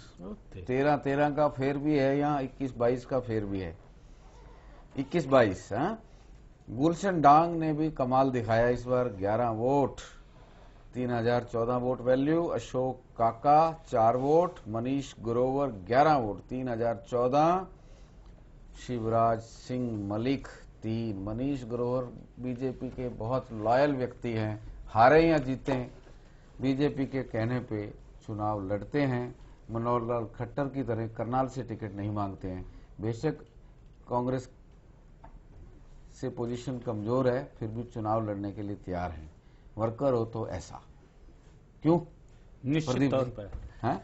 Manish Grover BJP 11 vote, Shivraj Malik BJP 3 vote, Pratibha Suman 2 vote, और मार्कंडे आहूजा 0, योगेंद्रनाथ मल्होत्रा 1 सही पर ट्रैक्टर जिंदा है 1, 274, Narendra Dalal 0, Sushil Saini 2 vote. Mumtaz ji. Rajesh Saini INLD 9 vote, Vinod Hooda INLD 1 vote, Sushil Sharma INLD 1, Rajiv INLD 0, Raju Sehgal 0 और अदर्स 12। इनका अगर आप टोटल मुझे दे दें मेहमानों की टिप्पणी भी और टोटल वोट वैल्यू के हिसाब से मुमताज जी जरा आप अनाउंस कीजिए। जी,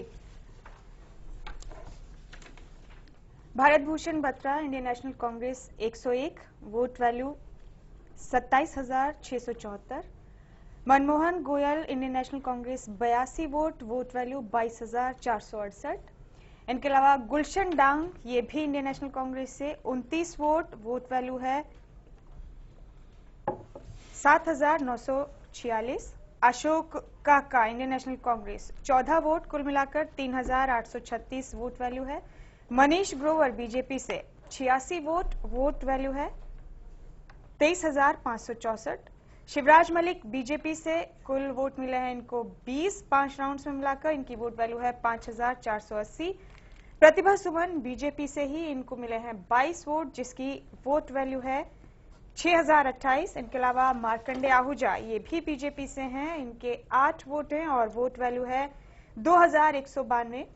इनके बाद हैं योगेंद्र नाथ मल्होत्रा हजका से, कुल मिलाकर 14 वोट मिले हैं इन्हें 5 राउंड्स में और वोट वैल्यू है 3,836। इसके बाद है नरेंद्र दलाल हजका से ही 19 वोट और वोट वैल्यू 2,466।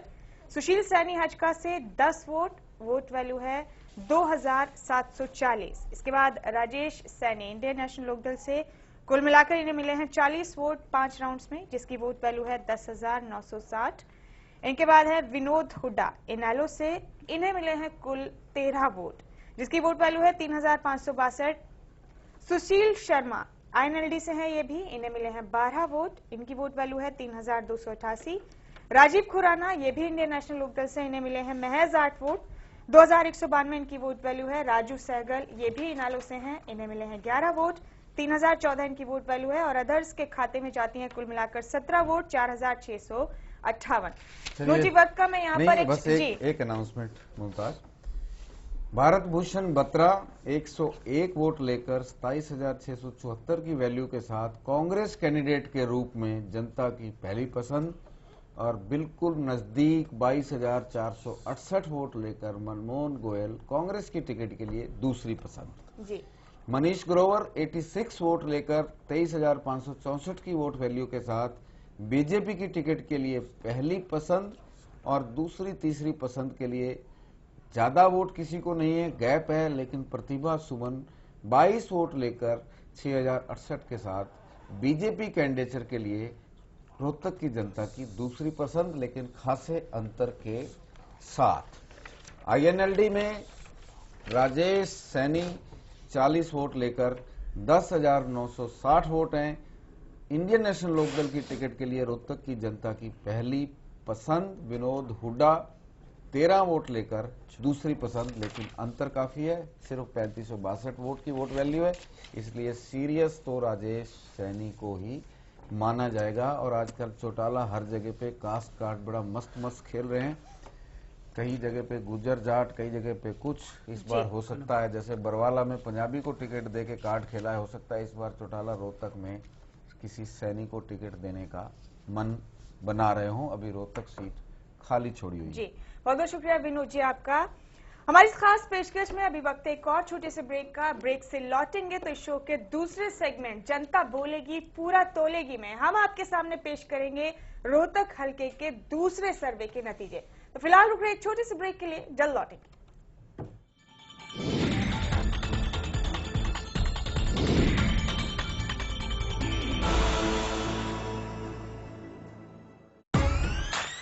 देश की खातिर अन्न उपजाते अपने किसान हैं, दुनिया में नाम कमारे हमारे पहलवान हैं। सेना में 10वां सैनिक हमारा जवान है, आधुनिकता में बिछू रहने आया, पूरी दुनिया में अपनी अलग पहचान, पूरी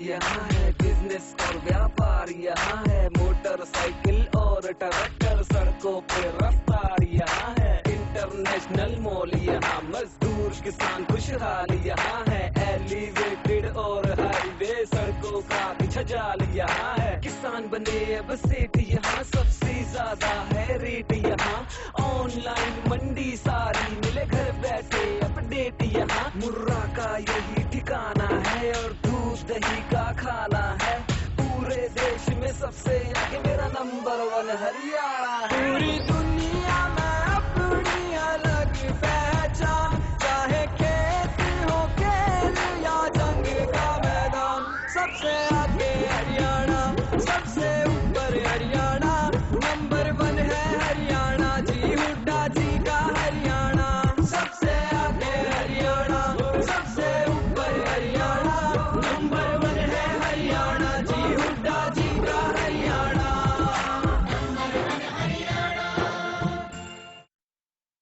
4 5 6 पंजे 30। दिमाग तो हवाई जहाज है तेरा। नाना राकेट। हाँ हाँ रॉकेट। राकेट जी कहाँ? अम्मा खेत में आई है। जा रख ले। मुन्नी बीमार जो होने वाली है। बीमार? खुले में शौच करेगी, उस पे मंडराएंगी मक्खियाँ, फिर वही मक्खियाँ तेरे बनाए खाने पर बैटू से दूषित करेंगी और मुन्नी को बीमार। घर में शौचालय बनवा और इस्तेमाल कर। जहाँ सोच वहाँ शौचालय। मेरा बार बार सर्वे करने का मकसद है राजनीति में नए लोगों को आगे लाना, ऐसे लोगों को आगे लाना जो अपनी चौधर की राजनीति नहीं करें बल्कि जनता की चौधर के लिए राजनीति करें।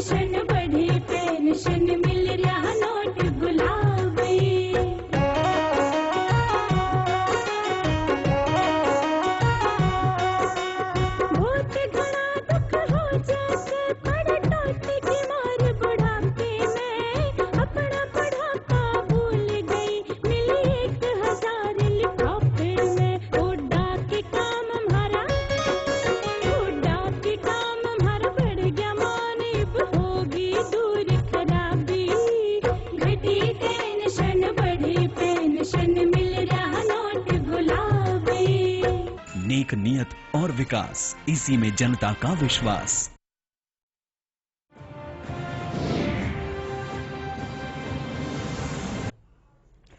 ब्रेक के बाद टिकट का हकदार में एक बार फिर से बहुत बहुत स्वागत है आप सबका। और अब मैं हाजिर हूं हमारे खास पेशकश के दूसरे सेगमेंट जनता बोलेगी पूरा तोलेगी के साथ। और पहले एक नजर अभी तक की सुर्खियों पर। एचएसजीपीसी ने हरियाणा के 5 गुरुद्वारों में संभाली सेवा, सुरक्षा के मद्देनजर भारी पुलिस बल तैनात। एचएसजीपीसी के सदस्य भी मौजूद। कॉमनवेल्थ गेम में बाजी मारने वाले सूबे के खिलाड़ियों पर हुई पैसों की बरसात। गोल्ड मेडल विजेता को मिले 1 करोड़। सोनीपत में 42 खिलाड़ियों को सीएम ने किया सम्मानित। विधानसभा चुनाव को लेकर ताबड़तोड़ रैलियों में जुटे सीएम हुड्डा। घोषणाओं और वायदों की लगा रहे हैं झड़ी। कई जगहों पर सभाओं को किया संबोधित। सीएम हुड्डा 10 साल के कार्यकाल का देंगे हिसाब किताब। 24 अगस्त को पानीपत में आयोजित प्रदेश रैली में जनता के सामने पेश करेंगे अपना रिपोर्ट कार्ड। और रामलाल शर्मा के बयान पर राजद नेता धर्मपाल मलिक ने किया पलटवार। कहा 45 से कम सीटों पर नहीं बनेगी बात, पुरानी शर्तों में नहीं होगा कोई बदलाव। आगे बढ़ेंगे, अपनी चर्चा को भी आगे बढ़ाएंगे, लेकिन पहले विनोद जी से गुजारिश है कि रोहतक हल्के के सर्वे का दूसरा हिस्सा जो है, दूसरा जो बैलेट बॉक्स है जिसमें पसंदीदा सीएम चुनते हैं लोग और पसंदीदा पार्टी बताते हैं, उसका बैलेट बॉक्स खोलें। प्रदीप जी चलिए लीजिए। बहुत बहुत शुक्रिया विनोद जी आपका। तो हमारी चर्चा यूं ही जारी रहेगी, लेकिन रोहतक हल्के के टिकट का हकदार कौन होना चाहिए, क्या है यहाँ की जनता की पसंद, ये जान लेते हैं पहले, क्योंकि इससे पहले वाले सर्वे के तमाम राउंड्स पर विश्लेषण भी अभी बाकी है। तो चलिए जनता की ज़बानी ही जान लेते हैं कौन है उनका पसंदीदा उम्मीदवार।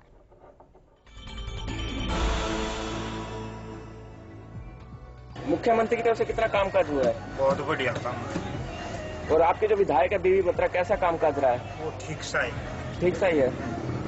आगे क्या मन बना रखा है? कांग्रेस। मुख्यमंत्री का कैसा कामकाज हुआ है? बहुत बढ़िया काम है, सारे का विकास करवाया है, अरे सारे का बहुत बढ़िया अच्छा काम है। अच्छा, बीबी बत्रा का कामकाज कैसा रहा आपके विधायक? भी ठीक रहा, बढ़िया रहा जी, कांग्रेस का माहौल है। और आपके विधायक भारत भूषण बत्रा कैसे है? हाँ जी, बढ़िया आदमी, सही काम है। आगे क्या मन आगे भी यही आएंगे। अच्छा, आपके जो विधायक है भारत भूषण बत्रा, कैसा कामकाज रहा है? ठीक। और आप किसको मुख्यमंत्री देखना चाहेंगे?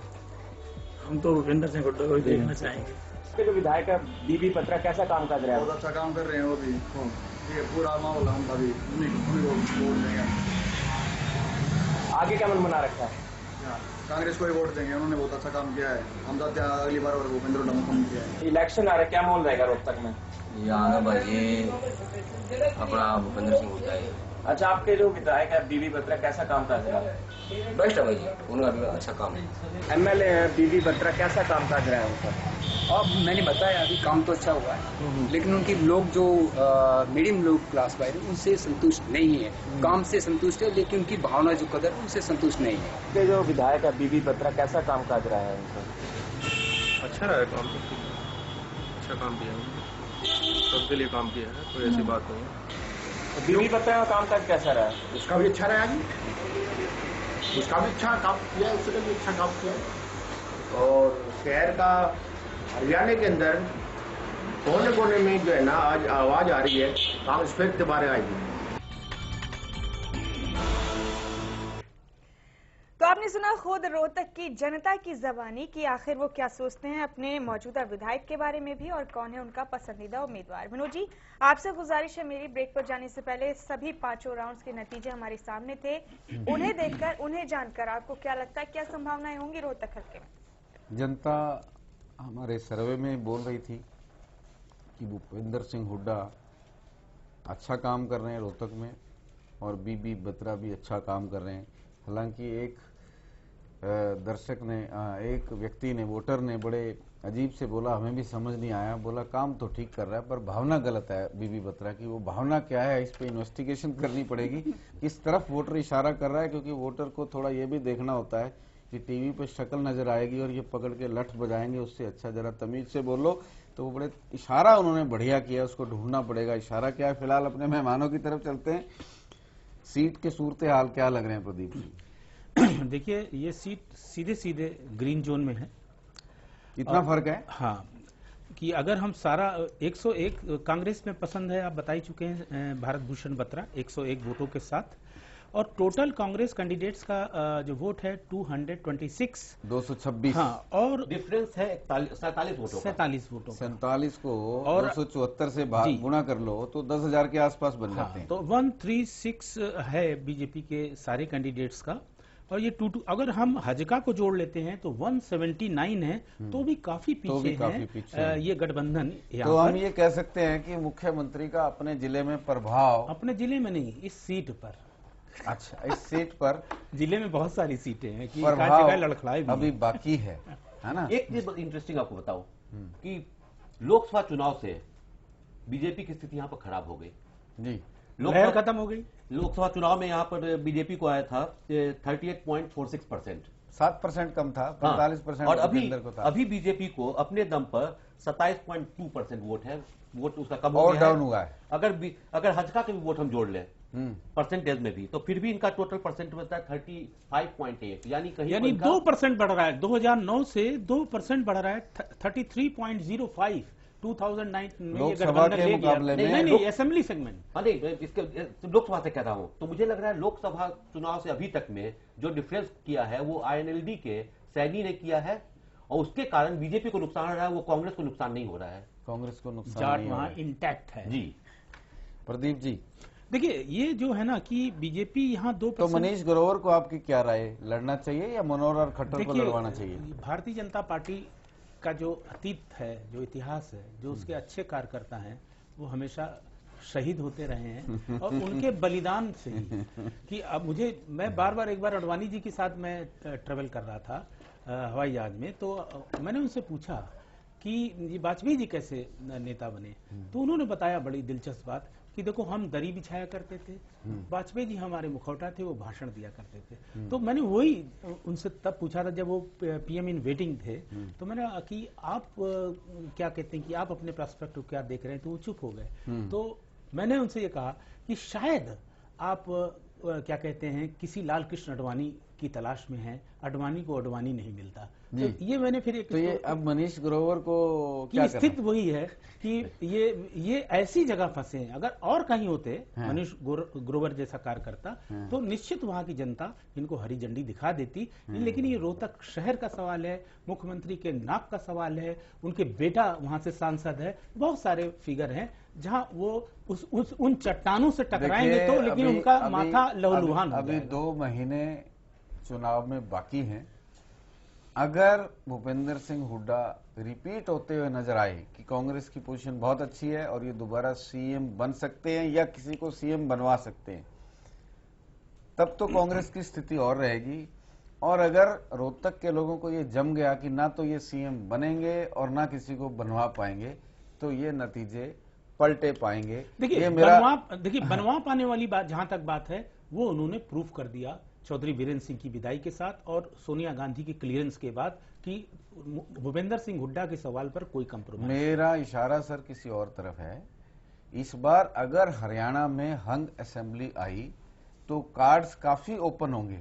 आप कल्पना नहीं कर सकते, जो मैं सोचता हूं ये भी हो सकता है कि ओम प्रकाश चौटाला को बहुमत से 10, 12, 15 सीटें कम रह जाएं और कांग्रेस को सीटें आ जाएं। वो कांग्रेस जिस पे आरोप है कि उन्होंने ओम प्रकाश चौटाला को जेल भिजवाया, वो कांग्रेस कहेगी सांप्रदायिक ताकतों को रोकने के लिए हम ओम प्रकाश चौटाला के साथ हैं।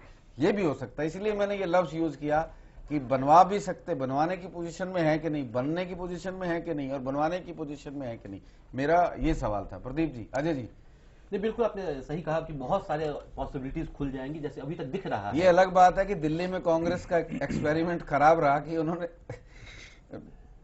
अरविंद केजरीवाल को सीएम बनवाया कि चलो शांति रहेगी, हम तो बचे रहेंगे। उसी अरविंद केजरीवाल ने उन्हीं पे डंडे चलाने शुरू कर दिए। लेकिन ऐसा कब कांग्रेस का एक्सपीरियंस इस देश की जनता ने अच्छा देखा है कि आप देखिए ये देश में जो छोटी छोटी सरकारें आई थी, चौधरी चरण सिंह, चंद्रशेखर, ये सब कांग्रेस का खेल था। वो थोड़े दिन चारा फेंकती है, उसका भी एक अपना अलग गणित है। तो वो कांग्रेस इस मामले में प्रूवन पार्टी नहीं है, वो अतीत से ऐसी है। अगर मान लीजिए ओम प्रकाश चौटाला ये गलती करते हैं तो वो अपने काउंटडाउन भी शुरू करें कि कब ये समर्थन वापस। देखिए ओम प्रकाश चौटाला को आप एक बार सीएम बनवा दो, उसके बाद वो किसी के चारे में नहीं आते, फिर असेंबली भंग करके सीधा अपनी सरकार बनाते हैं। आप वो 2000 वाला 1999 वाला देख लीजिए। ठीक है, वो गुरु है इस मामले में। नहीं तो गुरु है तो फिर यानी कि हरियाणा मिड टर्म पोल फिर एक देखेगा। नहीं अभी तो क्या कह सकते हैं। नहीं अभी अगर हम लोग कल्पना पे बात कर रहे हैं तो फिर उस सवाल पे दर सवाल। अच्छा अजय जी, आप अपने अनुभव से बनाओ कि अगर ऐसे ही नतीजे आते हैं जो मैंने कहा, इसकी पॉसिबिलिटी 100 में से कितने %? सब कुछ पॉसिबल है जो आपने कहा, लेकिन हाँ जहां पर मामला आएगा किसको सपोर्ट करना है, चौटाला को सपोर्ट करना है या बीजेपी को सपोर्ट करना है, तो कांग्रेस पार्टी चौटाला को सपोर्ट करेगी क्योंकि चौटाला एक राज्य में, छोटे से राज्य में सिमट के रह गए हैं। अगर बीजेपी को सपोर्ट नहीं कर सकती तो वो मामला है और दोबारा चुनाव की मांग भी नहीं कर सकती। जी हाँ, एक बार सरकार बनवाएगी। प्रदीप जी उंगली उठा रहे हैं, कुछ राय इनकी भी। मैं ये कहना चाहता हूँ कि कांग्रेस सपोर्ट करे न करे, ओम प्रकाश चौटाला की पार्टी लेगी नहीं, चूंकि भारतीय जनता पार्टी के साथ आईएनएलडी सरकार बना चुकी है। लोकसभा के चुनाव में उसका खुला ऑफर था।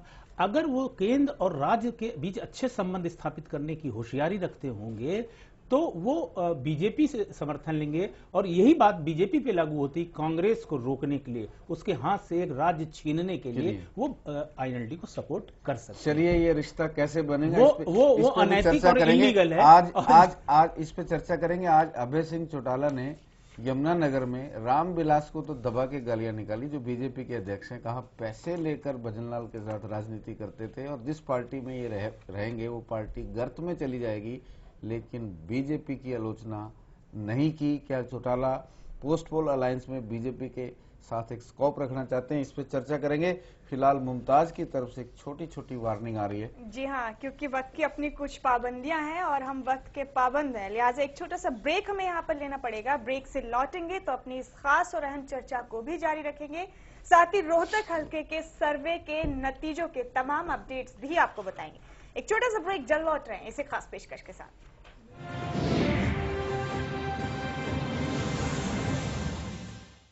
देखे गे घेड़े ने पढ़ लो, पढ़ लिख के थम आगे बढ़ लो, बिना पढ़े इब कोई रहे ना, पाके शिक्षा शिखर पर चढ़ लो।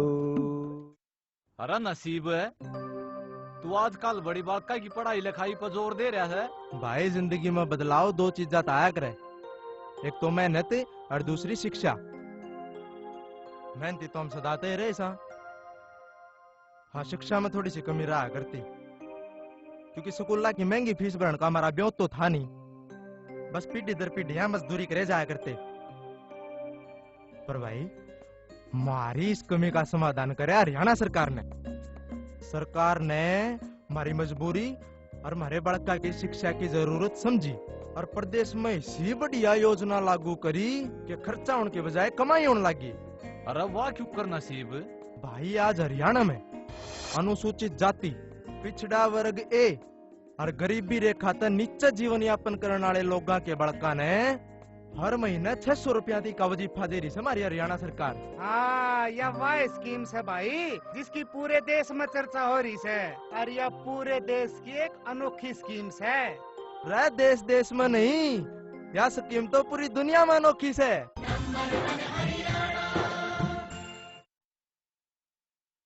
4, 5, 6 पंजे 30। दिमाग तो हवाई जहाज है तेरा। नाना राकेट। हाँ हाँ रॉकेट। राकेट जी कहाँ? अम्मा खेत में आई है। जा रख ले। मुन्नी बीमार जो होने वाली है। बीमार? खुले में शौच करेगी, उस पे मंडराएंगी मक्खियाँ, फिर वही मक्खियाँ तेरे बनाए खाने पर बैटू से दूषित करेंगी और मुन्नी को बीमार। घर में शौचालय बनवा और इस्तेमाल कर। जहाँ सोच वहाँ शौचालय। मेरा बार बार सर्वे करने का मकसद है राजनीति में नए लोगों को आगे लाना, ऐसे लोगों को आगे लाना जो अपनी चौधर की राजनीति नहीं करें बल्कि जनता की चौधर के लिए राजनीति करें।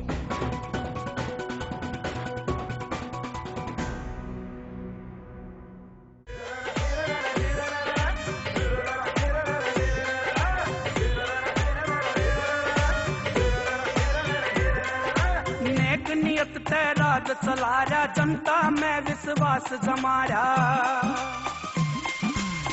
नियत तय राज चला रहा, जनता में विश्वास जमा रहा। जम के घना विकास करा रहा, देश में अपना नाम कमा रहा। घना विकास करा रहा, देश में अपना नाम कमा रहा। मेहनत करके हरियाणा ने, मेहनत करके हरियाणा ने शिखर पे ल्यारा से, शिखर पे ल्यारा से।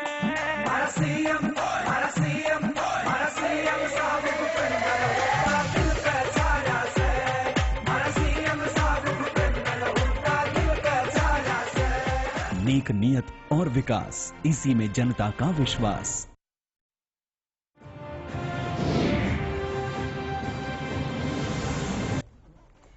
ब्रेक के बाद एक बार फिर से बहुत बहुत स्वागत है आप सबका हमारे शो के दूसरे सेगमेंट जनता बोलेगी पूरा तोलेगी में। और तमाम चर्चाओं के दरमियान लगातार वोटों की गिनती पर हम अपनी नजर बनाए हुए हैं और वोटों की गिनती के तमाम अपडेट्स जानने के साथ ही ये भी जानना जरूरी है कि खोज इंडिया का सर्वे सूबे की हर सीट पर कैसे लोगों की पसंद और पार्टियों की स्थिति साफ कर रहा है। चलिए एक रिपोर्ट के जरिए हम आपको दिखाते हैं कि किस विधानसभा से कौन सी पार्टी बाजी मार सकती है। जिस पार्टी के लिए ग्रीन लाइट जल रही है उसका मतलब है कि इस पार्टी के लिए वो सीट तकरीबन पक्की है, और येलो लाइट का मतलब है कि वो पार्टी वहां पर फिलहाल उतना अच्छा प्रदर्शन नहीं कर रही, लेकिन अगर वो पार्टी उस इलाके में और मेहनत करे तो उलटफेर करने का मादा रखती है। इसके अलावा रेड लाइट का मतलब है कि उस विधानसभा सीट पर इस पार्टी के लिए खतरा है। आइए एक नजर डालते हैं। जनता ने जो बोला हमने उसे पूरा तोला। अपनी इस खास छानबीन में हम आपको बता रहे हैं कि कौन सी पार्टी रेड लाइट में फंस गई है। रेड लाइट के मायने हैं कि जिसकी पार्टी के लिए रेड लाइट जली है उसका उस सीट से जीतना कांटों भरी राह है। ग्रीन लाइट आपको बताएगी कि उस विधानसभा क्षेत्र से पार्टी के लिए जीत का रास्ता आसान है। येलो लाइट के जरिए हम आपको दिखाएंगे कि कौन कौन सी पार्टी कड़े संघर्ष में फंसी है। ऐसी सीटों में कभी भी उलटफेर हो सकता है।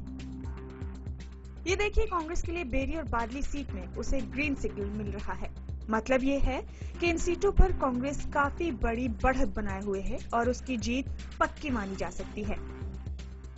इसके बाद देखें तो अटेली और पानीपत शहरी सीट में बीजेपी को भी हरी झंडी मिल रही है, यानी यहाँ से बीजेपी के लिए जीत का रास्ता आसान है। इनालो को लोहारू, पलवल, पुन्हाना और समालखा सीट पर ग्रीन सिग्नल मिल रहा है। इसके अलावा अन्य को अभी किसी सीट से ग्रीन सिग्नल नहीं मिला है। येलो लाइट की तरफ देखें तो वो सीटें जिन पर कांग्रेस और इनालो एक दूसरे को कड़ी टक्कर दे रही हैं, वो सीटें हैं नारनौल, हथीन, बहादुरगढ़, नूह, फिरोजपुर झिरका और नांगल चौधरी। जबकि वो सीटें जहां इनालो और बीजेपी कड़े संघर्ष में फंसी हैं, वो हैं कोसली, सोहना और पानीपत ग्रामीण सीट। रेवाड़ी विधानसभा क्षेत्र में कांग्रेस और बीजेपी एक दूसरे को कड़ी टक्कर दे रही हैं और इस सीट पर कोई भी उलटफेर हो सकता है। टोहाना विधानसभा क्षेत्र के नतीजे सबसे अलग हैं। इस सीट पर कांग्रेस, बीजेपी, इनालो एक दूसरे को कड़ी चुनौती दे रहे हैं और नतीजे किसी के भी पक्ष में हो सकते हैं। और बात करें अगर रेड सिग्नल वाली सीटों की, तो कांग्रेस के लिए कोसली, अटेली, लोहारू, सोहना, पलवल, पुन्हाना, पानीपत शहर, पानीपत ग्रामीण और समालखा रेड सिग्नल वाली सीट है। बीजेपी के लिए बादली, नारनौल, लोहारू, हथीन, बहादुरगढ़, पलवल, पुन्हाना, नूह, फिरोजपुर झिरका, नांगल चौधरी और समालखा सीटें रेड सिग्नल वाली हैं। इनालो के लिए रेवाड़ी, बेरी, अटेली, बादली और पानीपत शहर रेड सिग्नल वाली सीटें हैं। अन्य के लिए सभी 19 सीटों पर रेड सिग्नल है। सर्वे टीम, खोज इंडिया, हरियाणा स्पेशल। तो ये वो तस्वीर है जो हमारे अभी तक के सर्वे के बाद सामने आई है। आगे हालात बदल भी सकते हैं। बहरहाल विनोद जी का रुख करेंगे हम यहाँ पर। विनोद जी, ब्रेक पर जाने से पहले एक अहम मुद्दे पर आप चर्चा कर रहे थे, लेकिन पहले आपसे जानना चाहेंगे पहले राउंड के नतीजे शायद आपके पास मुद्दा भी अहम और राउंड भी काफी अहम जी। अजय झा की जो इच्छा थी वो यहाँ पहले राउंड में पूरी होती ही नजर आ रही है। बीजेपी और कांग्रेस में कांटे की टक्कर पहले राउंड में, लेकिन कांटा बीजेपी के पक्ष में। 29 वोट 7,946, कांग्रेस 25 वोट 6,850 और INLD यहां कांग्रेस का कांटा निकालते हुए नजर आ रही है। जैसा अजय जी कह रहे थे, 19 वोट 5,206, हज का 11 3,014 और BSP 2 548, अदर्स 14 3,836। पहला राउंड कांग्रेस के लिए खतरे की घंटी, पर कोई टिप्पणी इसलिए नहीं कर सकते, बड़ा कॉम्प्लिकेटेड चुनाव है रोहतक का। एक तरफ मुख्यमंत्री और एक तरफ आती हुई बीजेपी। बाद में चर्चा करेंगे। फिलहाल बीजेपी के अध्यक्ष की बात करेंगे। अभय सिंह चौटाला ने आज यमुनानगर में कहा कि रामविलास भजनलाल के साथ पैसे का खेल खेलते थे। वो ये भूल गए कि हरियाणा की राजनीति में पैसे से बचा कौन है और रामविलास ही क्यों उनके निशाने पे। और आगे बढ़ते हुए उन्होंने कहा कि रामविलास जिस पार्टी में रहे उस पार्टी को गरत में ले गए। जहां तक मेरी जानकारी है, रामविलास काफी समय से बीजेपी में है। उससे पहले कभी जनता पार्टी हुआ करती थी, उसमें थे, उसी से बीजेपी निकली थी। शायद रामविलास शर्मा ने अभी तक कोई पार्टी नहीं बदली है। ये अलग बात है कि वो पिछले 2 चुनाव लगातार हार गए। अभय चौटाला ने भारतीय जनता पार्टी पे निशाना नहीं साधा है, केवल रामविलास पे। प्रदीप जी, रामविलास ही क्यों निशाने पर, अब बीजेपी क्यों नहीं? देखिए, जो अभी हम लोगों ने पहले सेगमेंट में चर्चा की थी, तमाम स्पेकुलेशन कर रहे थे कि कांग्रेस INLD, बीजेपी INLD, तो वो चर्चा ये थी कि चौटाला को कांग्रेस भी बैक कर सकती है। आपने कहा कि Chautala to stop the BJP, to stop the BJP. आपने कहा कि चौटाला कभी कांग्रेस का समर्थन नहीं लेंगे, नहीं तो उनकी राजनीति ही खत्म हो जाएगी। लेकिन ये भी पहली दफा हो रहा है कि जब से हरियाणा बना है, बीजेपी पहली दफा मुख्य पार्टी के तौर पे चुनाव लड़ रही है और उसको रोकने की हर कोशिश कांग्रेस कर सकती है। फिलहाल रामविलास पे अभय सिंह का निशाना और बीजेपी को माफी। इस संदर्भ को छोड़ के हम लोग बात नहीं कर सकते, क्योंकि ये जो संदर्भ, जिस संदर्भ का जवाब आप चाहते हैं, वो इसी के अंदर, उसके गर्भ में ही छुपा हुआ है कि रामविलास शर्मा की आलोचना हो सकती है।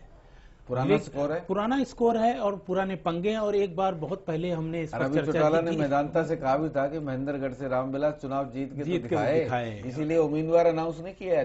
वही रामविलास के लिए कुछ खतरा है ना। तो वही एक तो उनका पुराना स्कोर है, और दूसरी चीज कि आईएनएलडी क्यों ऑप्शन बंद करेगी।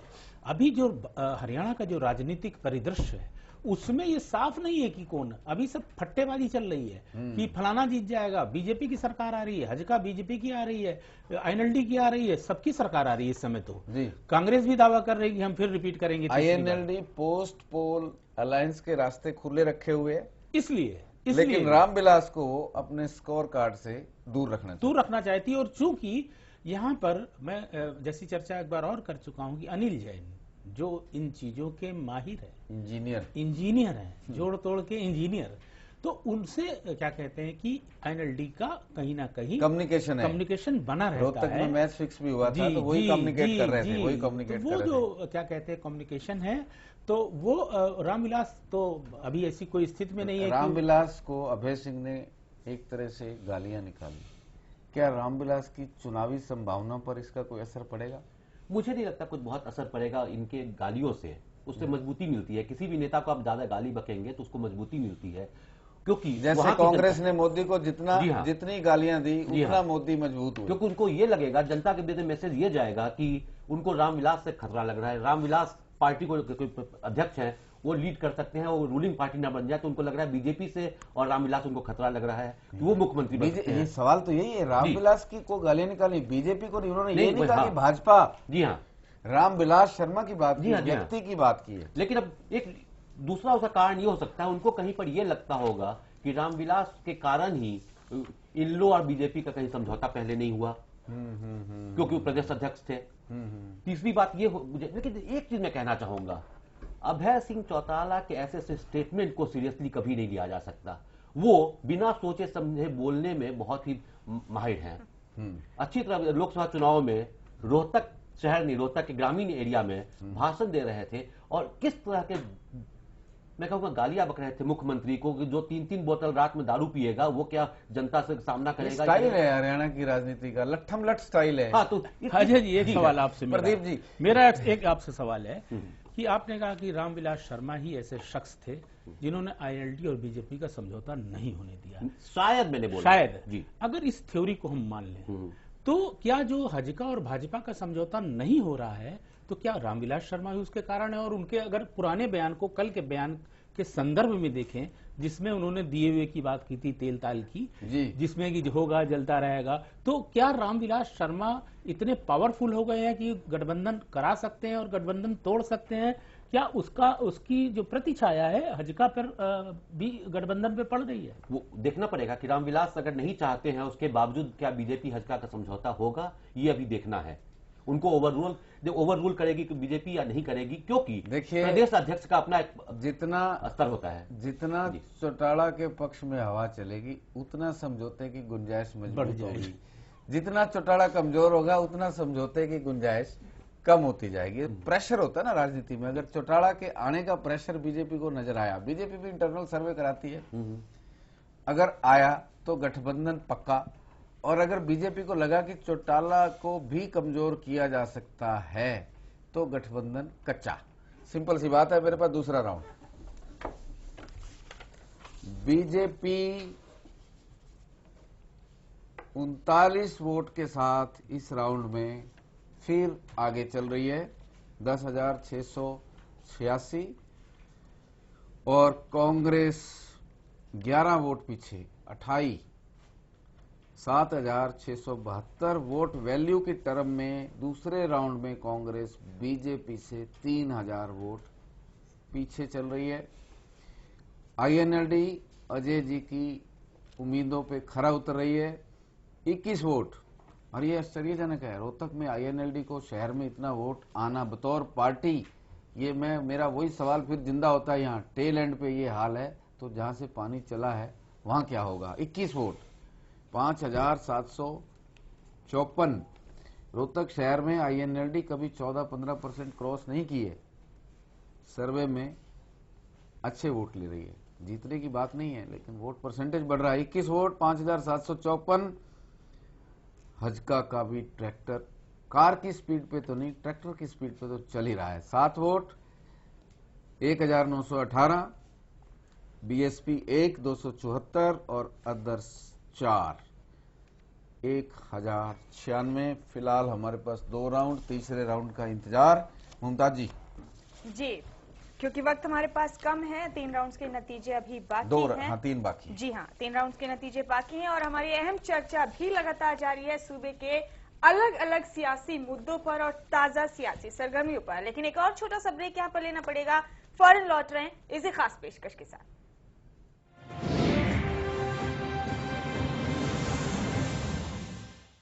4, 5, 6 पंजे। 30। दिमाग तो हवाई जहाज है तेरा। नाना राकेट। हाँ हाँ रॉकेट। राकेट जी कहाँ? अम्मा खेत में आई है। जा रख ले।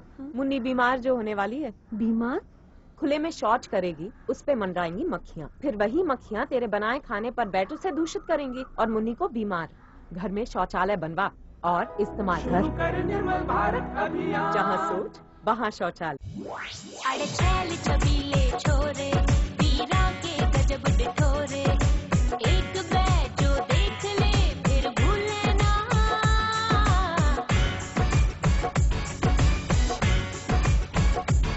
सै सारे के हरियाली, कण कण में सै खुशहाली, इस देश की पहचान से सब तय जुदा। हमारा हरियाणा, प्यारा हरियाणा, सबसे प्यारा लागे हरियाणा। हो हमारा हरियाणा, प्यारा हरियाणा, सबसे प्यारा लागे हरियाणा। हुडा साहब ने करे प्रयास, सबसे ज्यादा हुए विकास, प्रति व्यक्ति आय बढ़ा के बना दिया हरियाणा खास। सबसे कम बिजली के दाम, खेल नीति में बड़े इनाम, सबसे ज्यादा पेंशन देके बुजुर्गों का बढ़ाया मान। हम सब ने अब ये ठाना है, ना पीछे कदम हटाना है, आगे बढ़ते जाना है, बस आगे ही बढ़ते जाना है। हमारा हरियाणा, प्यारा हरियाणा, सबसे प्यारा लागे हरियाणा। हो हमारा हरियाणा, प्यारा हरियाणा, सबसे प्यारा लागे हरियाणा। नेक नियत और विकास, इसी में जनता का विश्वास। अरे भाई, किसी भी हलके के दावेदार का फैसला हम नहीं करते, जनता खुद करती है। हम तो सिर्फ जनता के दिल की आवाज सुनते हैं और सुनाते हैं। हमारी आवाज में भी राय जनता की ही होती है।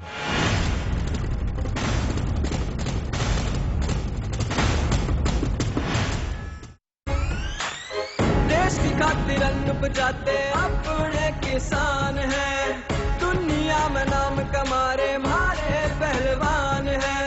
सेना में 10वां सैनिक हमारा जवान है, आधुनिकता में पीछू रहने आया, पूरी दुनिया में अपनी अलग पहचान, पूरी दुनिया में अपनी अलग पहचान। चाहे खेत हो खेल या जंग का मैदान, सबसे आगे हरियाणा, सबसे ऊपर हरियाणा, नंबर 1 है हरियाणा जी, हुड्डा जी का हरियाणा। हुड्डा साहब ने करे प्रयास, नेक नियत से किया विकास, प्रति व्यक्ति आय बढ़ा के बना दिया हरियाणा का। सबसे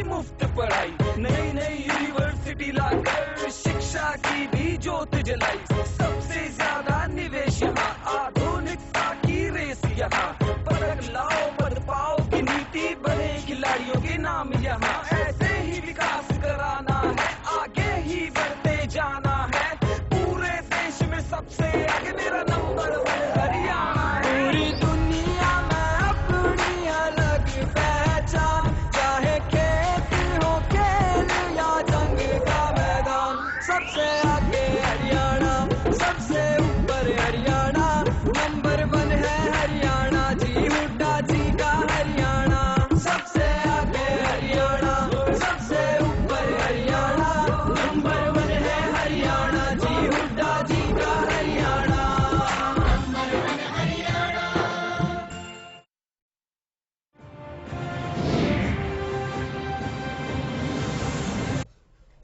ब्रेक के बाद एक बार फिर से बहुत बहुत स्वागत है आप सबका। और आगे बढ़ने से पहले एक नजर फिर से अभी तक की सुर्खियों पर। एचएसजीपीसी ने हरियाणा के 5 गुरुद्वारों में संभाली सेवा, सुरक्षा के मद्देनजर भारी पुलिस बल तैनात, एचएसजीपीसी के सदस्य भी मौजूद। कॉमनवेल्थ गेम्स में बाजी मारने वाले सूबे के खिलाड़ियों पर हुई पैसों की बरसात, गोल्ड मेडल विजेता को मिले 1 करोड़। सोनीपत में 42 खिलाड़ियों को सीएम ने किया सम्मानित। विधानसभा चुनाव को लेकर ताबड़तोड़ रैलियों में जुटे सीएम हुड्डा, घोषणाओं और वायदों की लगा रहे हैं झड़ी, कई जगहों पर सभाओं को किया संबोधित। सीएम हुड्डा 10 साल के कार्यकाल का देंगे हिसाब किताब, 24 अगस्त को पानीपत में आयोजित प्रदेश रैली में जनता के सामने पेश करेंगे अपना रिपोर्ट कार्ड। और रामविलास शर्मा के बयान पर भाजपा नेता धर्मपाल मलिक ने किया पलटवार, कहा 45 से कम सीटों पर नहीं बनेगी बात, पुरानी शर्तों में नहीं होगा कोई बदलाव। तो ये थी अभी तक की सुर्खियां और बगैर वक्त जाए के रुक करेंगे हम विनोद जी का। विनोद जी, अगले राउंड के नतीजे अगर आपके पास हैं तो आप हमें बताएं। तीसरा राउंड भी है और एक महत्वपूर्ण सवाल भी बचा हुआ है, उस पर भी चर्चा करेंगे। पहले तीसरा राउंड अनाउंस करते हैं जी। तीसरे राउंड में बीजेपी को कांग्रेस ने बुरी तरह से पटक दिया है। बीजेपी 22 वोट 6028 और Congress just double 43 vote 11782, INLD 12 vote 3288, हज का 8 2192, बसपा 2 548, अदर्स 12 3288 और नोटा 274, यानी एक वोट। अब 274 वोट वैल्यू है ना। एक चर्चा हमारे एक सवाल पे बाकी थी, जब चौथा राउंड आ जाएगा तो हम रोहतक की तरफ चलेंगे कि रोहतक की सीट किस तरफ इशारा कर रही है। इतना जरूर लग रहा है कि जो सर्वे कैंडिडेट्स को लेके था उससे इस सर्वे में कुछ अंदाज अलग अलग नजर आ रहा है। क्या अलग नजर आ रहा है, इस पे जरूर चर्चा करेंगे। फिलहाल मुख्यमंत्री भूपेंद्र सिंह हुड्डा ने टिकट मांगने वालों का फ्लोर टेस्ट शुरू कर दिया है। उन्होंने कहा कि 24 अगस्त की रैली में जो कैंडिडेट 1-1 हजार की भीड़ लाएगा उसकी पॉपुलैरिटी का ग्राफ वहीं देखेंगे और इस बार टिकट उसी को मिलेगी जो जीतने की योग्यता रखता हो। और उन्होंने आगे बढ़कर ये भी कहा कि अगर पार्टी को लगता हो कि भूपेंद्र सिंह हुड्डा अपनी सीट से चुनाव नहीं जीत सकते तो पार्टी को मेरी टिकट काटने का भी हक है, लेकिन पार्टी टिकट उसी को दे जो जीत सकता है। चुनौती रोहतक से और रैली पानीपत में इंद्री से चुनाव लड़ने की घोषणा, चाहे वो फॉल्स घोषणा हो, और पानीपत में रैली। प्रदीप जी, ये भूपेंद्र सिंह हुड्डा आजकल क्या कर रहे हैं, किस तरह की राजनीति कर रहे हैं? पानीपत में रैली क्यों? उसकी वजह है जी, पानीपत कहाँ आता है? जीटी रोड में आता है। जीटी रोड में आता है। और जो जीटी रोड की बेल्ट बोली जाती है जहाँ, लेकिन पानीपत करनाल भी जीटी रोड पे आता है, तो करनाल क्षेत्र भी आता है। करनाल में क्यों नहीं? रोहतक से दूर हो जाता है करनाल। पानीपत पे तो रोहतक का असर रहता है। 7 की सीटें समालखा, गोहाना, गन्नौर, खरखोदा, सोनीपत की सीटें आ जाती है। तो कितनी चतुराई है सिलेक्शन ऑफ एरिया पे। देखिए, हम उसको यूं चतुराई तो है ही है, लेकिन मैं इसको ये देख रहा हूँ कि ये रैली सिर्फ जीटी रोड में है। बेशक वो करनाल में होती है या कुरुक्षेत्र में होती है या अम्बाला में होती है जी। ये जीटी रोड में ये रैली है।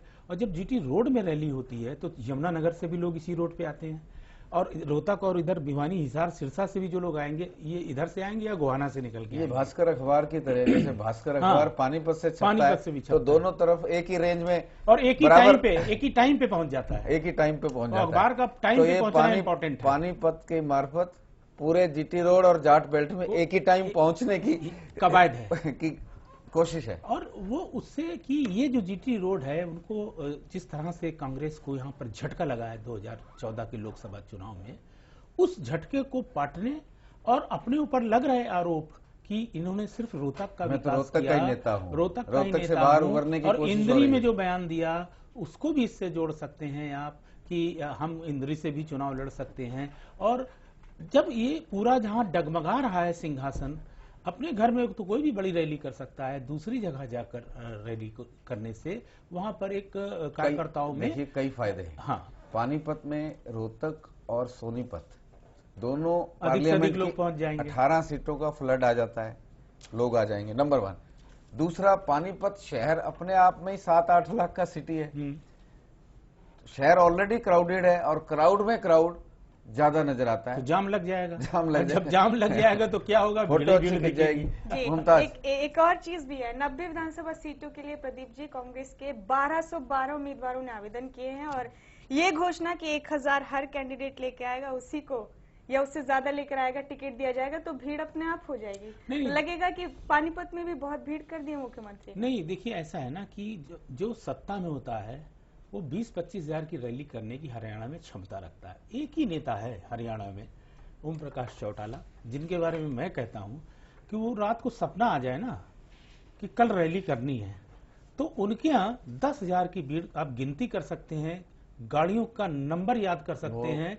और मैंने कई साल मैंने इस चीज को देखा कि वही गाड़ियां, सिरसा में रैली हो रही तो वही लोग हैं, नंबर 10,000 से ऊपर है, रोहतक में हो रही तो वही हो रहा है, रेवाड़ी में हो रही तो वही लोग हो रहे हैं। चलिए कैंडिडेट के फ्लोर टेस्ट की बात, क्या कांग्रेस हिम्मत कर पाएगी 90 में से 10-20 सिटिंग एमएलए की टिकट काटने का? जैसा मुख्यमंत्री ने इशारा किया, जो जीत नहीं सकता वो टिकट का हकदार नहीं, काट पाएगी टिकट? देखिए, मुझे नहीं लगता काटने की बहुत हिम्मत होगी। बहुत सारे लोग खुद ऐसे सिटिंग एमएलए हो सकते हैं जो पार्टी का टिकट न ले, पार्टी का साथ छोड़ दें, क्योंकि उन्हें ये लग रहा है कि कांग्रेस एक डूबती नैया है जी, उस पर सवारी करने से बहुत नुकसान होगा। तो ऐसे कुछ आप फिर भी 1212 उम्मीदवारों ने टिकट मांगे, जिनमें से 40 एमएलए, 37 लोगों ने तो टिकट मांगा है, 3 तो चलो पार्टी छोड़ गए, बीजेपी में चले गए।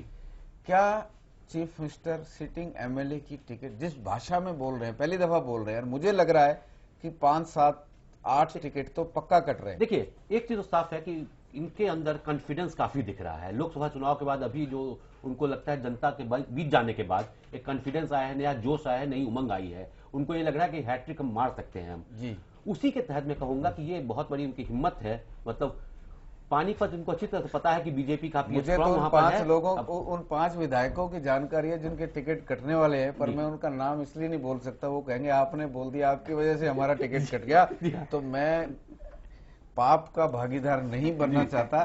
पर क्या 20 टिकट काट पाएंगे? लेकिन एक मैं कह रहा हूँ कि सिर्फ हुड्डा साहब ये सोचना कि वही टिकट का बंटवारा करेंगे, ये सही नहीं होगा। उसमें 10 जनपद की भी अपनी इनपुट होगी, उसके बाद ही एक फैसला होगा। राहुल गांधी और सोनिया गांधी के क्या उसमें सोच है। टिकट काटने के मामले में आप हुड्डा की कैपेसिटी पे अभी प्रश्न चिन्ह लगा के चल रहे हैं, क्योंकि कांग्रेस हाईकमांड ने उन पर प्रश्न चिन्ह जरूर लगा दिया है कि चुनाव के बाद वही मुख्यमंत्री होंगे, इसकी कोई गारंटी नहीं है। अजय यादव को आप देखें, वो भी अब उछल रहे हैं कि उनको भी पार्टी ने जैसे दे रखा है कि चिंता नहीं करो, जरूरत पड़ी तो तुमको मुख्यमंत्री बना सकते हैं। रॉबर्ट वाड्रा अगर काबू नहीं आए होते तो मुख्यमंत्री बदला जा सकता था। जब से वढेरा साहब काबू में आए हुए हैं, मुख्यमंत्री बदलना कांग्रेस के बस की बात कम लगती है। फिलहाल मेरे पास तीसरा राउंड जी, जरूर बताएं। बीजेपी इस राउंड में भी पिछड़ गई है, 22 वोट, 6028 टोटल वैल्यू। कांग्रेस, हम 3 राउंड अनाउंस कर चुके हैं, चौथा राउंड है मेरे पास, चौथा राउंड, सॉरी, तीसरा राउंड अनाउंस हो चुका है और चौथा राउंड हमारे पास है। चौथा राउंड बीजेपी और कांग्रेस के बीच में कड़ा मुकाबला इस राउंड में। बीजेपी 27, 7398, कांग्रेस 33, 9042, आईएनएलडी 15, 4110, हज का ट्रैक्टर मारुति की स्पीड पे दौड़ने लगा है। 12 3288, बीएसपी 5 1370 और अदर्स 8 2192। फिलहाल 4 राउंड, 5वें राउंड की मतगणना भी पूरी होने वाली है और मुख्यमंत्री का रिजल्ट भी आने वाला है। उससे पहले हमारी चर्चा थी, क्या मुख्यमंत्री बड़े कांग्रेस के बड़े नेताओं की टिकट काट पाएंगे? जैसे उन्होंने, देखिए एक इशारा उनका इंपॉर्टेंट है, मेरी भी टिकट अगर कटती है तो कट जाए। इसका मतलब इस बार रोहतक लोकसभा संसदीय क्षेत्र और सोनीपत में मुख्यमंत्री कुछ ऐसे बड़े नेताओं की टिकट काटने के मूड में हैं जिनकी टिकट काटना आसान नहीं लगता है। उनके भाषण से कुछ लगता है? प्रदीप जी, देखिए कांग्रेस की अगर राजनीति को देखें तो वहां शुरुआत में इस तरह की चर्चाएं होती, कटेगा, ये होगा, फिर अंत में एक फैसला हो जाता है सिटिंग गेटिंग। लेकिन जो हालात है, हालात जो हैं उसमें क्या कहते हैं कि ऐसा लगता है कि कुछ लोगों के टिकट कट सकते हैं और अगर ऐसा ये नेक काम करते हैं तो मुझे लगता है कि सेहत सुधर सकती है क्योंकि उनकी 10-10 साल की इनकम्बेंसी है। जो दोबारा जीते हैं, जो नए जीते हैं, उन्होंने काम नहीं किया है, उनके नॉन परफॉर्मिंग अकाउंट बन गए हैं। उनके खिलाफ अगर नया, और अगर अशोक तंवर, चूंकि आप ये देखिए ना जो कॉम्बिनेशन है भूपेंद्र सिंह हुड्डा और अशोक तंवर कि भूपेंद्र सिंह हुड्डा को अगर हम मान ले कि अगर 10 जनपद से को रिप्रेजेंट करते हैं तो राहुल गांधी को रिप्रेजेंट करते हैं अशोक तंवर, और अभी भी वो उनके एक अच्छे गुड लिस्ट में बने हुए हैं। तो ये दोनों का कॉम्बिनेशन उसके आधार पे अच्छे से उस तरह चलाने की पोजीशन में है। चलिए मान लेते हैं मुमताज जी। बिल्कुल, एक और छोटा सा ब्रेक हम यहाँ पर लेंगे। ब्रेक से लौटेंगे तो फाइनल राउंड के नतीजे, साथ ही आखिरकार रोहतक हलके की जनता चाहती क्या है, पसंदीदा पार्टी को लेकर और सीएम कैंडिडेट को लेकर, ये भी हम जानेंगे। लेकिन एक छोटा सा ब्रेक ले रहे हैं यहाँ पर, जल्द लौटेंगे।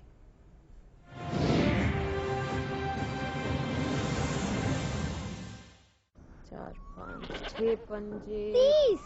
दिमाग तो हवाई जहाज है तेरे। नाना रॉकेट। हाँ रॉकेट। राकेट जी कहाँ? अम्मा खेत में आई है। जा रख ले। मुन्नी बीमार जो होने वाली है। बीमार?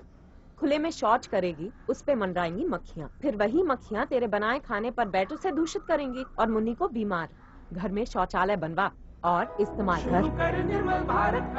जहाँ सोच वहाँ शौचालय। देखे गे घेड़े ने पढ़ लो, पढ़ लिख के थम आगे बढ़ लो, बिना पढ़े इब कोई रहे ना, पाके शिक्षा शिखर पर चढ़ लो। अरे नसीब है, तू आजकल बड़ी बात की पढ़ाई लिखाई पर जोर दे रहा है। भाई जिंदगी में बदलाव 2 चीजें आया करे, एक तो मेहनत और दूसरी शिक्षा। मेहनती तो हम सदाते रहे सा, हाँ शिक्षा में थोड़ी सी कमी रहा करती, क्योंकि स्कूल की महंगी फीस भरने का हमारा ब्योत तो था नहीं, बस पीढ़ी दर पीढ़ी मजदूरी करे जाया करते। पर भाई हमारी इस कमी का समाधान करे हरियाणा सरकार ने हमारी मजबूरी और हमारे बालका की शिक्षा की जरूरत समझी और प्रदेश में ऐसी बढ़िया योजना लागू करी कि खर्चा होने के बजाय कमाई होने लगी। अरे वाह, क्यों कर नसीब भाई, आज हरियाणा में अनुसूचित जाति, पिछड़ा वर्ग ए और गरीबी रेखा तक नीचे जीवन यापन करने वाले लोगों के बड़का ने हर महीने 600 रुपया का वजीफा दे रही है हमारी हरियाणा सरकार। हाँ, यह वह स्कीम है भाई जिसकी पूरे देश में चर्चा हो रही है और यह पूरे देश की एक अनोखी स्कीम है। रह देश में नहीं, यह स्कीम तो पूरी दुनिया में अनोखी है।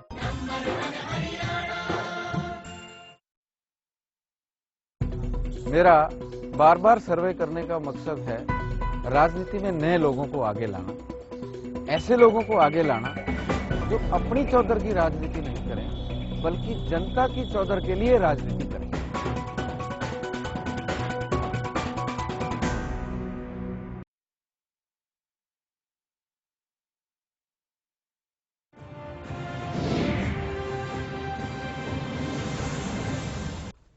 ब्रेक के बाद जनता बोलेगी पूरा तौलेगी में आप सबका बहुत बहुत स्वागत है। शो के सबसे दिलचस्प सबसे आखिरी सेगमेंट में मौजूद है हम आखिरी राउंड के नतीजों के साथ। विनोद जी, वक्त ज्यादा जाया नहीं करेंगे, हम सभी को इंतजार है नतीजे जानने का। BJP 27 vote 7,398, INC 45 vote 12,330। अभी तक के राउंड्स का अगर मैं मोटा मोटा अनुमान लगाऊं तो बीजेपी लगभग उतने ही वोट से हार रही है जितने वोट से ओम प्रकाश धनखड़ दीपेंद्र हुड्डा से पिछले लोकसभा चुनाव में हारे थे। ये अलग बात है कि 60 दिन बाद कोई तस्वीर चेंज हो जाए। आईएनएलडी 20 5,480, हजका 5 1,370, बीएसपी 2 548 और अदर्स 274, 1 वोट। नोटा 0। मेरे पास इनका टोटल भी है और वोट वैल्यू भी है। अगर प्रदीप जी आप मुझे इजाजत दें जरूर जरूर तो मैं वोट वैल्यू भी अनाउंस कर दूं। टोटल वोट वैल्यू 144 39,456 बीजेपी को, 30 वोट ज्यादा कांग्रेस को 174 47,676। मुझे लगता है कि लोकसभा का चुनाव परिणाम भी इसी के इर्द गिर्द ही था। 45% के आसपास वोट मिले थे। 47,676। आईएनएलडी 87। आईएनएलडी के हिसाब से ये वोट काफी ज्यादा है क्योंकि वो रोहतक शहर से कभी उम्मीद ही नहीं करते, वो अपनी 89 सीट पे ही मुकाबला मान के चलते हैं। 23,838। 7,000 वोट आईएनएलडी अपनी हैसियत से रोहतक शहर में ज्यादा ले रही है। तो कलानौर में क्या होगा जब कलानौर के नतीजे आएंगे तब देखेंगे। हजका 43 11,782, बसपा 12 3,288, अदर्स 10,686, 39 वोट, वैल्यू 10,686। और इस बार नोटा ने माफी ली है, सिर्फ 1 वोट नोटा के पक्ष में 274। अजय जी, मैथमेटिक्स आपका बढ़िया रिजल्ट बताइए। देखिए, कांग्रेस का जो हम देख रहे थे कैंडिडेट जब थे वहां पर और अभी पार्टी के रूप में टिकट का हकदार में कांग्रेस जी हाँ, और पार्टी के रूप में कांग्रेस, उसमें फासला कम हो गया है जी। एक बात बिल्कुल साफ है कि वहां पर मनमोहन गोयल जो नंबर 2 भर के आए थे, जो प्रदीप जी कह रहे थे कि वैश्य कम्युनिटी की वोट अपने साथ ला रहे थे, वो कांग्रेस पार्टी को यहाँ पर नहीं आ रही है, इंडिविजुअल को जा रही थी। मतलब कैंडिडेट्स के वोट ज्यादा है कांग्रेस में जी हाँ, और पार्टी का परसेंटेज कम है। 226 उनको बन रहा था कैंडिडेट्स का टोटल मिलाकर, यहाँ 174 है, तो वो कम हो 52 वोट का नुकसान। अच्छा, बीजेपी को थोड़ा सा फायदा मिला, 136 की जगह 144 आया, 8 वोट का फायदा मिला। पार्टी के रूप में बीजेपी थोड़ी बेटर। जी हाँ, लेकिन सबसे इंटरेस्टिंग है इनेलो का, वहां पर 84 था, अभी 87 है, तो ऑलमोस्ट सेम रहा। टेल एंड पे इनेलो का हाँ, वोट बढ़ रहा है। टेल एंड पे प्रदीप जी बहुत बढ़िया प्रतिक्रिया दिया करते हैं। हजका का वहां भी 43, अभी भी 43, यानी उनका फिक्स्ड बेस है वहां पर जो उतने वोटर हैं। लेकिन पहली बार, लेकिन रोहतक से मैंडेट क्या है हजका, फिर से वही है, पूरे हरियाणा की तरह यहां से भी जनता जोर जोर से कह रही है साथ रहो वरना तुम लट जाओगे। 19 सीटें खुल चुकी है, 19 ना 20 सीटें खुल चुकी है। 90 में से ऑलमोस्ट चौथा हिस्सा, हर जगह से आवाज हजका भाजपा एक साथ। अगर एक साथ नहीं तो कांग्रेस भी फायदे में और ओम प्रकाश चौटाला भी फायदे में। ये सोचना अब राम विलास शर्मा का काम है और कुलदीप बिश्नोई का काम है। जनता ने अपना मैसेज इस ओपिनियन पोल में लगभग दे दिया। प्रदीप जी, आप जनता के मैसेज जो हमारे सर्वे में आ रहा है उससे आप सहमत हैं? बिल्कुल सहमत है, लेकिन एक मुझे बड़ा अजीब लग रहा है कि अदर्स को 39 वोट मिल रहे हैं जी, और अगर ये फेंस सीटर हैं जी, जैसा आप कह रहे थे कि अगर नैया डूब रही है मुख्यमंत्री बन सकते हैं या बनवा सकते हैं, इसके अलावा कुछ हुआ, ये जो 39 वोट है अगर बीजेपी की बात करें, हाँ बीजेपी हजका के साथ अगर जुड़ते हैं तो खेल बहुत खराब हो जाएगा। 226 रोहतक सीट का मैंडेट अगर हजका बीजेपी इकट्ठे लड़े तो गाड़ी पार है, और अगर इकट्ठे नहीं लड़े तो येलो जोन में जा रहे हैं आप, और कांग्रेस का पलड़ा भारी है। इसको मैच करते हैं मुख्यमंत्री के सर्वे के साथ।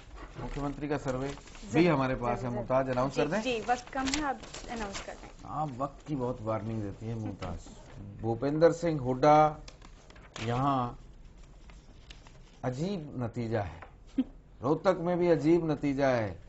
कांग्रेस को 174 वोट मिल रहे हैं, 47,600 276 पॉपुलर पार्टी में भूपेंद्र सिंह हुड्डा को अपने ही सिटी में पार्टी से 15 वोट कम मिले। 159 43,566। कौन खा गया उनके वोट देखना पड़ेगा। ओम प्रकाश चौटाला यहां भूपेंद्र सिंह हुड्डा से काफी पिछड़ गए हैं। अब तक आगे चल रहे हैं 1 लाख वोटों से, लेकिन आज 20,000 वोट माइनस हो जाएंगे। 85 23,290 पूरे 20,276 वोट कम। राव इंद्रजीत सिंह रोहतक में एंट्री कर रहे हैं, सिर्फ 1644 6 वोट। रामविलास शर्मा नवीन भारद्वाज की भावनाओं को सिरे चढ़ा रहे हैं, जो हमारे वोटर थे जिन्होंने फोनो दिया था। 25 वोट 6,850। और कुलदीप बिश्नोई पार्टी में भी, कैंडिडेट में भी, हर जगह 43 कुलदीप बिश्नोई के लिए लकी नंबर 43 11,782।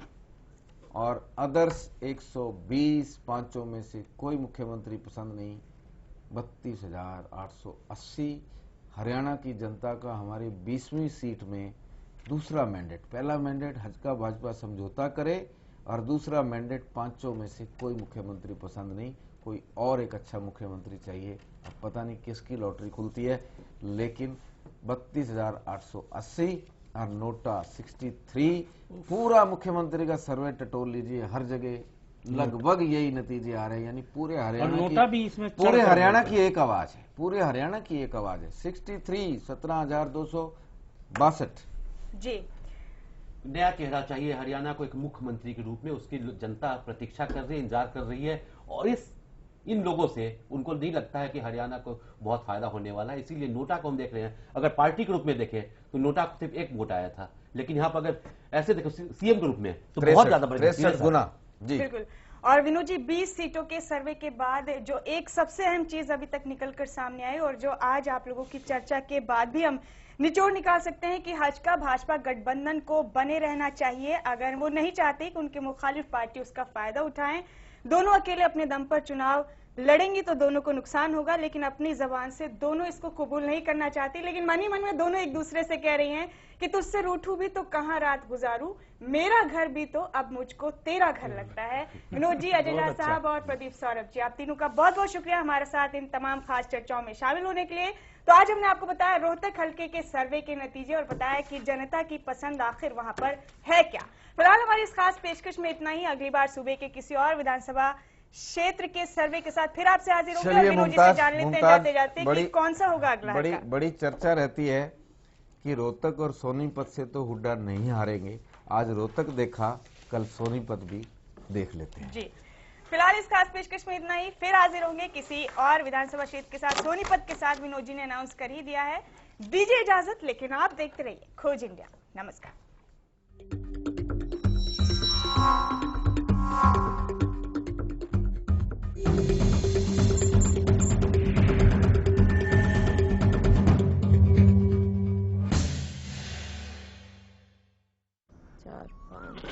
पंजे 30। दिमाग तो हवाई जहाज है तेरा। नाना राकेट। हाँ रॉकेट।